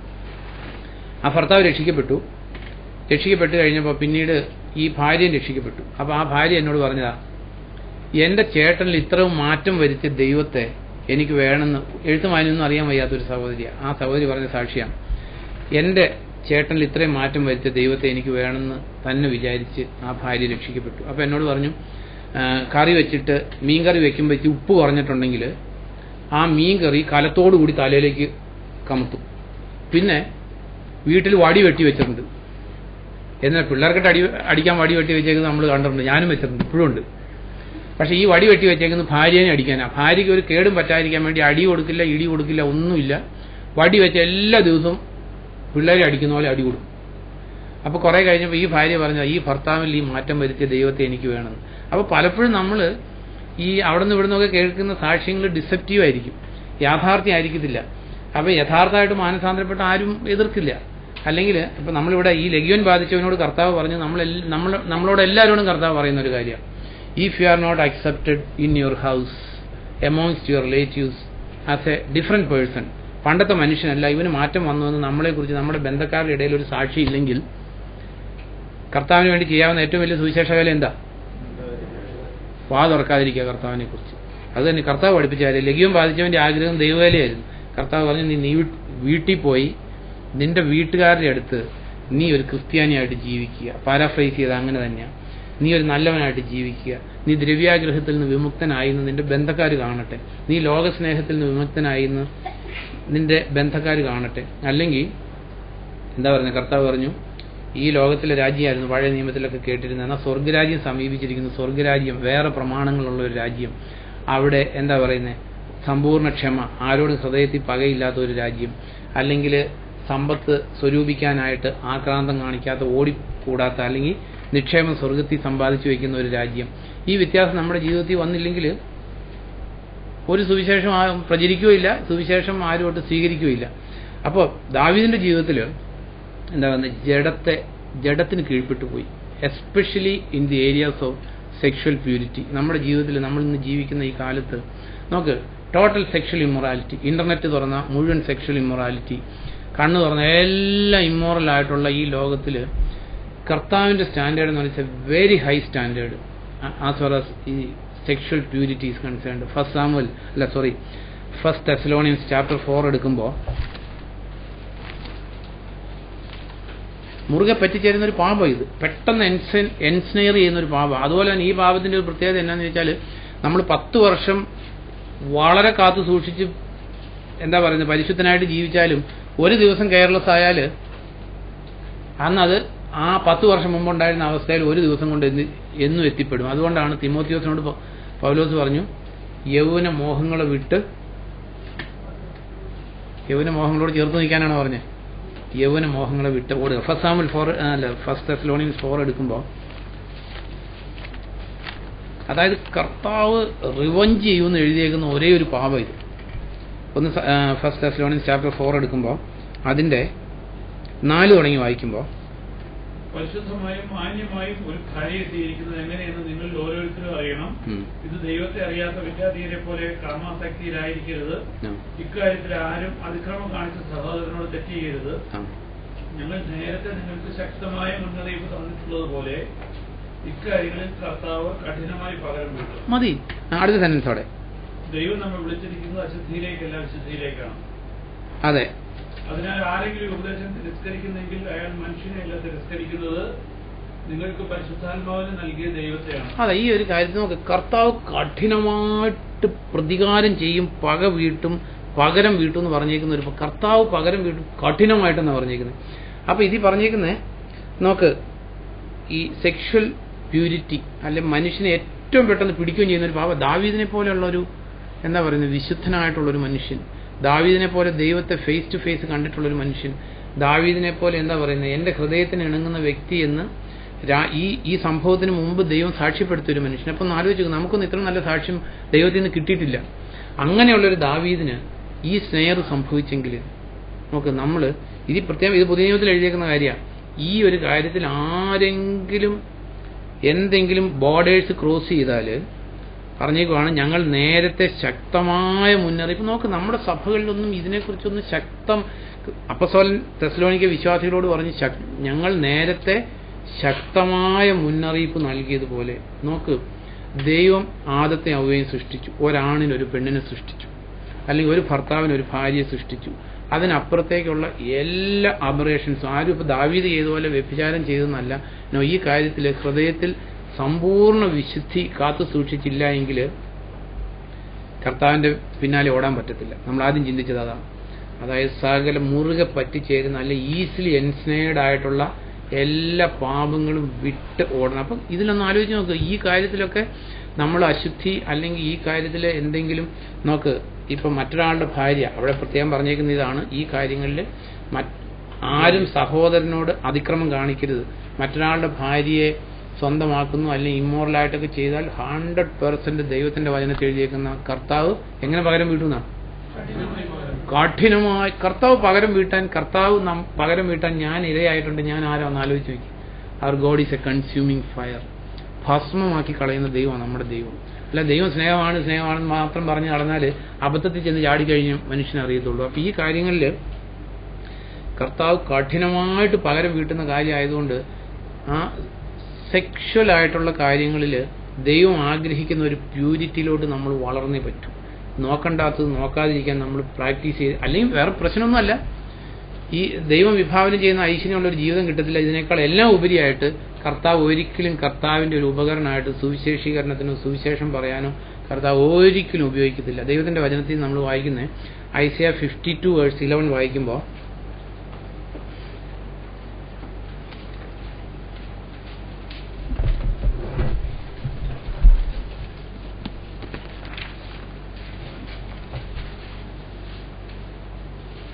വായിക്കോ, പെട്ടെന്ന് വായിക്കും, നമ്മുടെ സമയം. ഭൂമിയുടെ അതിർത്തികളെല്ലാം നമ്മുടെ ദൈവത്തിന്റെ രക്ഷ ദർശിക്കും. യാത്രയാകും അവിടെ നിന്ന് പുറപ്പെടും. ശുദ്ധിയില്ലാത്ത ഒരു വസ്തു സ്പർശിക്കരുത്. അവരുടെ ഇടയിൽ നിന്ന് പുറത്തു കിടക്കും. കർത്താവിന്റെ പാത്രങ്ങൾ ചുമക്കുന്ന നിങ്ങൾ സ്വയം ശുദ്ധീകരിക്കും. അതെ, കർത്താവിന്റെ പാത്രങ്ങൾ ചുമക്കുന്ന നിങ്ങൾ സ്വയം ശുദ്ധീകരിക്കും. കാരണം നമ്മൾ തിമോത്തിയോസിൽ വായിക്കും, ഒരു വീട്ടില് വെള്ളി കൊണ്ടും സ്വർണം കൊണ്ടും മരം കൊണ്ടും ഒക്കെയുള്ള പാത്രമുണ്ട്. എന്നാൽ ഒരുവൻ ശുദ്ധീകരിക്കുന്നുവെങ്കിൽ യജമാനൻ ഉപയോഗിക്കും. അപ്പൊ ഇവിടെ നമ്മൾ എങ്ങനെയാണെന്ന് വെച്ചാൽ നമ്മൾ ഈ സുവിശേഷം പറയാൻ പോകുന്നവരുടെ ക്വാളിറ്റിയെ കുറിച്ച് നമ്മൾ ചിന്തിക്കാറില്ലെന്നോ. നമ്മൾ തന്നെയാണ് നമ്മളെ ജഡ്ജ് ചെയ്യേണ്ടത്. അതായത് കർത്താവിന്റെ പാത്രമാകാൻ ആഗ്രഹിക്കുന്നെങ്കിൽ നമ്മളെ തന്നെ ശുദ്ധീകരിച്ചേ പറ്റൂ. അല്ലെങ്കിൽ ദൈവം ഒരിക്കലും ഉപയോഗിക്കത്തില്ല. ദൈവത്തിന്റെ ഒരു ഇൻസ്ട്രുമെന്റ് ആകാൻ നമുക്ക് പറ്റത്തില്ല. ഇതിനകത്ത് നമ്മൾ ആരും തികഞ്ഞതല്ല, പക്ഷെ നമുക്ക് വലിയ ഡീപ്പായിട്ടുള്ള ഡിസയർ ഉണ്ടായിരിക്കണം. യൗവന മോഹങ്ങളെ വിട്ട് ഓടുക എന്ന് തിമോത്തിയോസിൽ പറഞ്ഞേക്കുന്നത് ഞാൻ ഈ ബൈബിളിൽ നിന്ന് വായിക്കുമ്പോൾ ഇങ്ങനെ എഴുതിയേക്കുന്നത്, run from anything that gives you the evil thoughts that young men often have, but stay close to anything that makes you want to do right. ഇതിൽ എഴുതിയേക്കുന്ന run from anything that gives you the evil thoughts that young men often have. നമ്മുടെ ജീവിതത്തിൽ ആലോചിച്ച് നോക്കും. അതായത് പാപകരമായിട്ടുള്ള ചിന്ത ഉണ്ടാക്കാൻ ഇടയുള്ള എല്ലാ സാഹചര്യങ്ങളിൽ നിന്നും ഓടിക്കോളാനാണ് പൗലോസ് ആരോട് പറയുന്നത്? തിമോത്തിയെ. നമ്മളൊന്ന് ആലോചിച്ച്, നമ്മളെയും തിമോത്തിയസിനെയും തമ്മിൽ തട്ടിച്ചു നോക്കുമ്പോൾ നമ്മൾ എവിടെ നിൽക്കുന്നു, തിമോത്തി എവിടെ നിൽക്കുന്നു?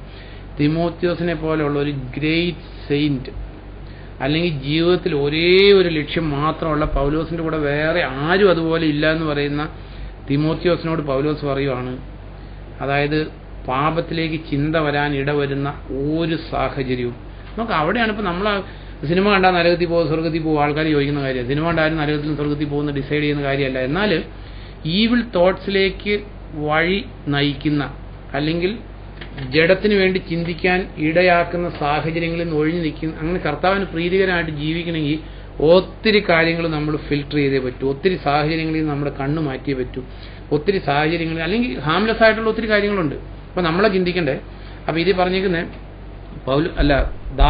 ദാവീദിനെ പോലെയുള്ളൊരു മനുഷ്യൻ പാപത്തിൽ വീണു, അല്ലെ നമ്മൾ ജഡത്തിന് സെക്ഷൽ ആയിട്ടുള്ള ഇമ്മൊറാലിറ്റി, അത് ദാവീദ് ചെയ്തതുപോലെ വ്യഭിചാരം ചെയ്യണത് ആയിക്കൊള്ളണമെന്നില്ല. നമ്മൾ വേണ്ടാത്തത് കാണാൻ പോയി, ഇന്റർനെറ്റിൽ പോണോഗ്രാഫി, സെക്ഷൽ ഇമ്മൊറാലിറ്റി ഇതൊന്ന് നോക്കാൻ പോയി, കാണാൻ പോയി. ദാവീദിന്റെ ജീവിതത്തിൽ അതിന്റെ പിറകെ വന്ന് നമ്മുടെ ജീവിതത്തിലും വരാതിരിക്കില്ല. നമുക്ക് എല്ലാവർക്കും അറിയാവുന്ന കാര്യം, ദാവീദിന്റെ ജീവിതത്തിൽ ആ രാജ്യത്ത് എന്നേക്കുമായിട്ട് യുദ്ധമുണ്ടായി. ദാവീദിന്റെ വീട്ടിൽ തന്നെ സെക്ഷൽ ഇമ്മൊറാലിറ്റി ഉണ്ടായി.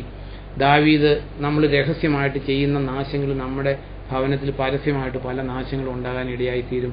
നമ്മൾ കാണുന്നു അമ്നോൻ സ്വന്തം സഹോദരിയായിട്ട് സെക്ഷൽ ഇമ്മൊറാലിറ്റിയിൽ ഇൻഡൽജ് ചെയ്യുന്നത് നമ്മൾ കാണുന്നു. നോക്ക്, ആ ഒരു പാപത്തോടു കൂടി ഒരു ചെയിൻ റിയാക്ഷൻ. നമ്മൾ അറിയേണ്ട ഒരു കാര്യം, നമ്മളൊരു പാപം ചെയ്താൽ പാപം തെരഞ്ഞു പിടിക്കും, പാപത്തിൽ നിന്ന് കർത്താവിൽ നിന്ന് ക്ഷമ കിട്ടിയെന്നിരിക്കും, പക്ഷേ അതിന്റെ കൺസീക്വൻസിൽ നിന്ന് നമുക്ക് രക്ഷപ്പെടാൻ പറ്റത്തില്ല. ദാവീദിന്റെ പാപം ക്ഷമിച്ചു, പക്ഷെ കൺസീക്വൻസിൽ നിന്ന് പോയില്ല. അപ്പം നമ്മൾ അറിയേണ്ട ഒരു കാര്യം, അതുകൊണ്ട് പാപം ചെയ്താൽ എന്താ പിന്നെ ക്ഷമ കിട്ടുമല്ലോ എന്ന് കരുതി ഇറ്റ്സ് നോട്ട് എ ലൈസൻസ്. പാപം ചെയ്താൽ അതിന്റെ കൺസീക്വൻസ് വരാതിരിക്കില്ല. നമുക്ക് നഷ്ടമാക്കിയതിന് ഒരിക്കലും തിരികെ നമുക്ക് എടുക്കാൻ പറ്റത്തില്ല.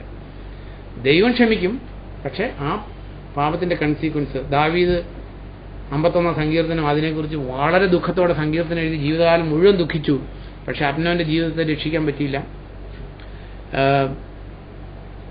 എന്താ പറയുക, രാജ്യത്വത്തിൽ നിന്ന് രാജ്യം വിട്ട് ഓടേണ്ട നാശങ്ങളുണ്ടായി, ശരീരത്തിൽ രോഗം ബാധിച്ചു. 38 സങ്കീർത്തനം അതാന്ന് പറയുന്നത്. ദാവീദിന് ഫിസിക്കലായിട്ടുള്ള എയിൽമെന്റ് ഉണ്ടായി. അപ്പം നമ്മുടെ ജീവിതത്തിൽ അതായത് sexual purity it is A must കർത്താവിനെ പിൻപറ്റണമെങ്കിൽ.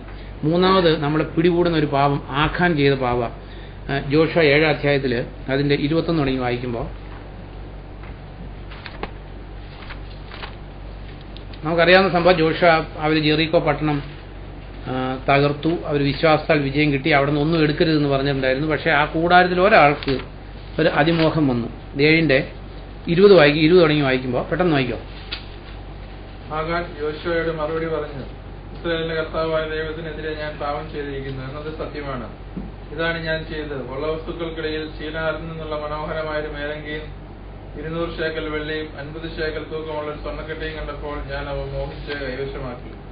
ഇതാ എന്റെ കൂടാരത്തിനുള്ളിൽ മണ്ണിൽ അവ കുഴിച്ചിട്ടിരിക്കുന്നു, വെള്ളി അതിൽ എന്റെ അടിയിലും കിടക്കുന്നു. അതെ, നോക്ക് ഇവിടെ ആഖാന് പറ്റിയ കാര്യം നോക്ക്. നമ്മൾ കർത്താവായ യേശുക്രിസ്തുവിന് വേണ്ടി ജീവിക്കാൻ ഇറങ്ങി പുറപ്പെട്ടവരാണ്. നമ്മളെക്കുറിച്ച് പറയുന്നത് നമ്മൾ ഈ ലോകത്തിലെ അന്യരും പരദേശികളും.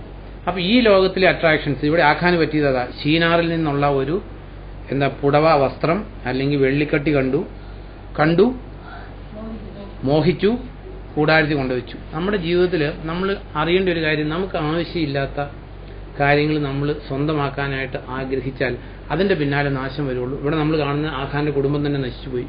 നമ്മുടെ ജീവിതത്തിൽ നമുക്ക് ക്രിസ്ത്യ ജീവിതത്തിൽ ആവശ്യമുള്ള കാര്യങ്ങളെ നമ്മൾ വാങ്ങിക്കാവുള്ളൂ, ആവശ്യമുള്ളത് പൊസസ് ചെയ്യാവുള്ളൂ. നമ്മൾ ഈ ലോകക്കാർ പൊസസ് ചെയ്യുന്ന പോലെ നമുക്ക് ആവശ്യമില്ലാത്തത് പൊസസ് ചെയ്യാൻ കണ്ടു മോഹിച്ച് പൊസസ് ചെയ്താൽ കൂടാരത്തിൽ എന്ത് കൊണ്ടുവരും? നാശം കൊണ്ടുവരും. നമുക്ക് ആഖാനും കുടുംബവും നശിക്കാനിടയായി. കുടുംബത്തിന്റെ നായകൻ എന്നുള്ള നിലയിൽ ആഖാന്റെ പാപം ആ കുടുംബത്തെ നശിപ്പിച്ചതായിട്ടാണ് നമ്മൾ ദൈവത്തിന്റെ വചനത്തിൽ കാണുന്നത്. അപ്പം നമ്മുടെ ജീവിതത്തിൽ പഴയ നിയമ പുതിയ നിയമ എന്ന് പറഞ്ഞ് നമുക്ക് മാറ്റിവെക്കാൻ പറ്റത്തില്ല. നമുക്ക് അനന്യാസും സഫീറയും അവർ വേണ്ടാത്ത രീതിയിൽ ദ്രവ്യാഗ്രഹത്തിന് കീഴ്പ്പെട്ടു, കുടുംബം നശിച്ചുപോയി.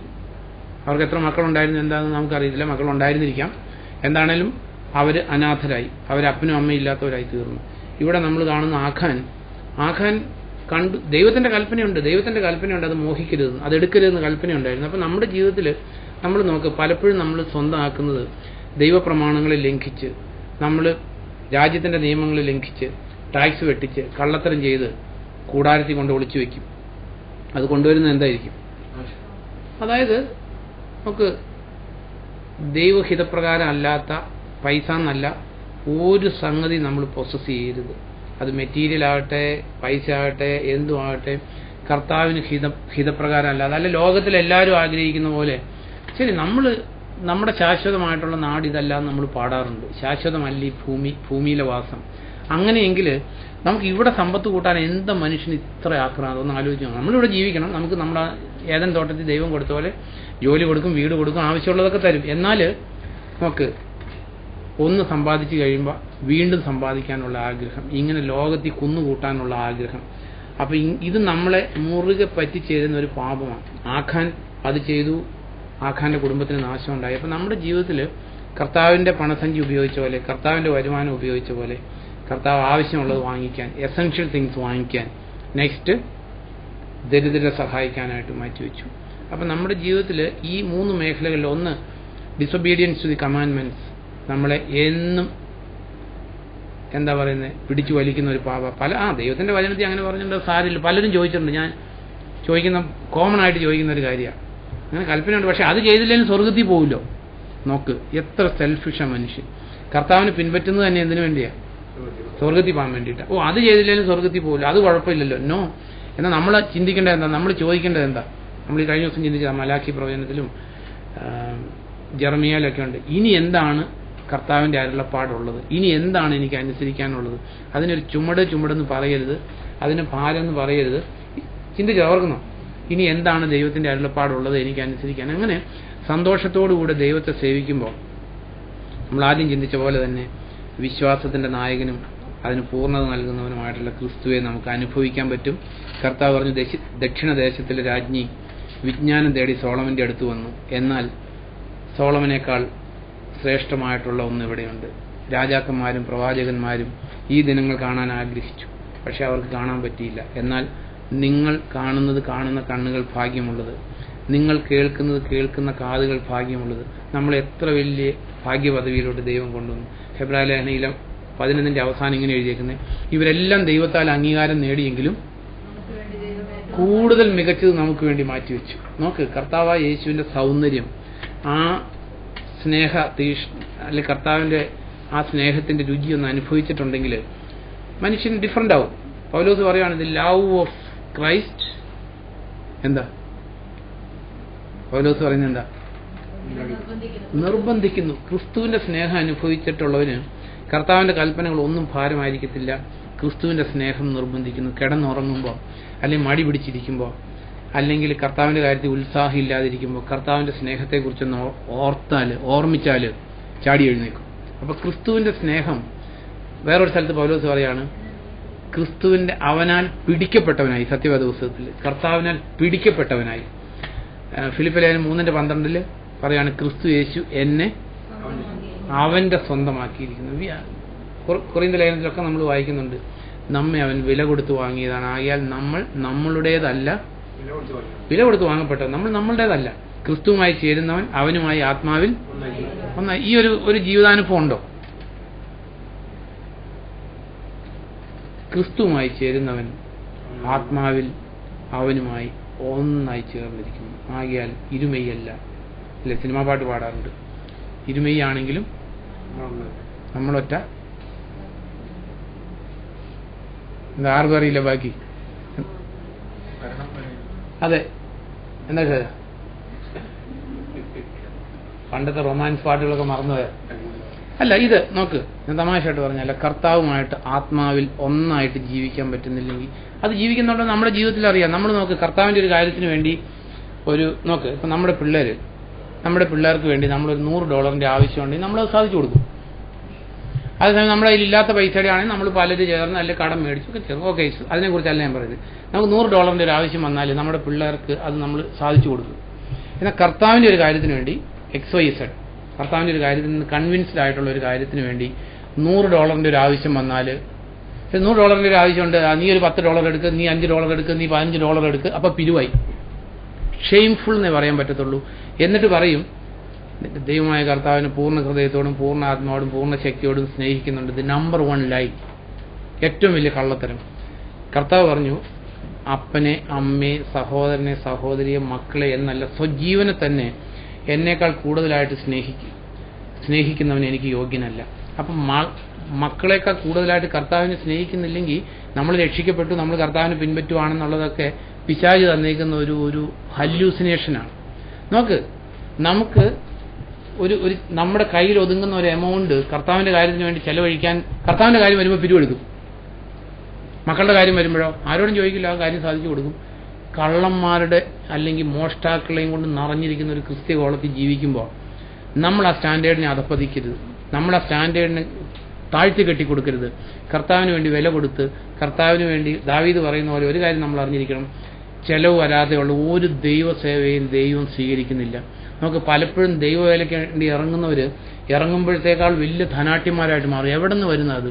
കർത്താവിന് വേണ്ടി, കർത്താവിനോടുള്ള സ്നേഹം കൊണ്ട് പാവപ്പെട്ടവരും ദരിദ്രനും കൊടുക്കുന്നതിനെ സ്വന്തം കീശയിലാക്കുന്നവര് അവരെ ജഡ്ജ് ചെയ്യാനല്ല, ഇങ്ങനെയുള്ള കൂട്ടങ്ങളിൽ നിന്ന് നമ്മളെ തന്നെ കാത്തു സൂക്ഷിച്ച് 1-ാം നൂറ്റാണ്ടിൽ അപ്പസ്തോലന്മാർ വെച്ച് മാതൃക. പൗലോസ് പറഞ്ഞു, എനിക്ക് നിങ്ങൾക്കുള്ളതല്ല വേണ്ടത്, നിങ്ങളെയാണ് വേണ്ടത്. പൗലോസ് പറഞ്ഞു, നോക്ക്, തെസലോനിക്കയിൽ ജീവിക്കുമ്പോൾ ഏതോ വീട്ടിൽ നിന്ന് ഫുഡ് കൊടുത്തോണ്ടിരുന്നു. പൗലോസ് പറഞ്ഞു, ഞാൻ ഇവിടുത്തെ അപ്പസ്തോലനാണ്, എത്ര ദിവസത്തെ ഫുഡ് കൊടുത്തു, അതിന് പൈസ കൊടുത്തിട്ട് അപ്പസ്തോലനെ പൗലോസ് ഫുഡ് കഴിച്ചത്. നമുക്ക് ക്രിസ്തീയ സാക്ഷ്യം ഇല്ലെങ്കിൽ ഈ 21-ാം നൂറ്റാണ്ടിൽ ഏറ്റവും കൂടുതൽ സാക്ഷ്യം നഷ്ടപ്പെട്ടിരിക്കുന്നത് സമ്പത്തുമായിട്ടുള്ള ബന്ധത്തിലായിരിക്കാൻ.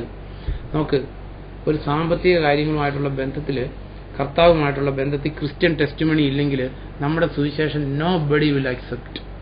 നമുക്ക് ഒരു കൂട്ടായ്മ തുടങ്ങി 10 ദിവസം കഴിഞ്ഞാൽ അപ്പോൾ അവിടെ സ്തോത്ര കാഴ്ചയെടുക്കൽ സ്റ്റാർട്ട് ചെയ്യും. നമുക്ക് എല്ലാവരുടെയും കൈ പൈസ ഉള്ളവരായിരിക്കും. അവിടെ റിക്വയർമെന്റ് ഉണ്ടെങ്കിലും ഇല്ലെങ്കിലും ഫണ്ട് റൈസ് ചെയ്യുന്ന കാര്യത്തിൽ 21ാം നൂറ്റാണ്ടിൽ നോക്ക്. അപ്പോസ്തലൻ കൊറിന്തോസുകാർക്ക് ലേഖനം എഴുതിയപ്പോൾ പറഞ്ഞു, എനിക്ക് നിങ്ങളുടെ ഇടയിൽ നിങ്ങളുടെ ആരുടെയും കയ്യിൽ നിന്ന് ഒരു പൈസയും വാങ്ങിച്ചില്ല എന്ന് അഭിമാനിക്കാൻ പറ്റാതിരിക്കുന്നതിനേക്കാൾ ഐ പ്രിഫർ ടു ഡൈ. നമുക്കൊരു സാമ്പത്തിക ആരോപണം നമ്മളെക്കുറിച്ചുണ്ടെങ്കിൽ എന്ത് സുവിശേഷം നമുക്ക് പറയാനുള്ളൂ? ഒരു സുവിശേഷവും ഇല്ല. അത് ദുർവിശേഷം നമുക്ക് പറയാനുള്ളത്. അപ്പോൾ നമ്മുടെ ജീവിതത്തിൽ നമ്മൾ അറിയേണ്ട ഒരു കാര്യം, ഈ കർത്താവ് പറഞ്ഞ കാര്യങ്ങൾ നമ്മളെ മുറുകെ പറ്റിച്ചേരുന്ന സകല പാപങ്ങൾ, നമ്മൾ കർത്താവിനെ ആത്മാർത്ഥമായിട്ട് സ്നേഹിക്കുന്നുവെങ്കിൽ കർത്താവിൻ്റെ കാര്യങ്ങൾക്ക് വേണ്ടി നമ്മുടെ ബാങ്ക് ഡിപ്പോസിറ്റ്, ബാങ്ക് അക്കൗണ്ട് തുറക്കാൻ സന്നദ്ധമല്ലെങ്കിൽ you are a pseudo Christian എന്നേ പറയാൻ പറ്റത്തുള്ളൂ. കപട വിശ്വാസികളുടെ കൂട്ടത്തിൽ പെടുന്നവനായി തീരും. അപ്പം നമുക്കുള്ള വില കൊടുത്ത് കർത്താവിനെ സേവിക്കാനായിട്ട് നമ്മൾ തുനിഞ്ഞിറങ്ങിയാൽ കർത്താവിൻ്റെ സാമീപ്യത്താൽ നമ്മളെ ദൈവം ബഹുമാനിക്കും. അല്ലാതെ വേറെ എന്തെങ്കിലും മെറ്റീരിയൽ പ്രോപ്പർട്ടി തരുമെന്നുള്ളതല്ല. നമുക്ക് പത്രോസിന്റെ ലേഖനത്തിൽ പറയുന്ന പോലെ അവനെ കണ്ടിട്ടില്ലെങ്കിലും അവനിൽ നിങ്ങൾ സന്തോഷിക്കുന്നു. ഹൃദയത്തിന് സമാധാനം, സന്തോഷം, സ്വസ്ഥത, ഒരു ഹെൽത്തി ആയിട്ടുള്ള ഒരു മനസ്സ്, സമാധാനം തന്ന് ദൈവം നമ്മളെ അനുഗ്രഹിക്കും. പ്രാർത്ഥിക്കും.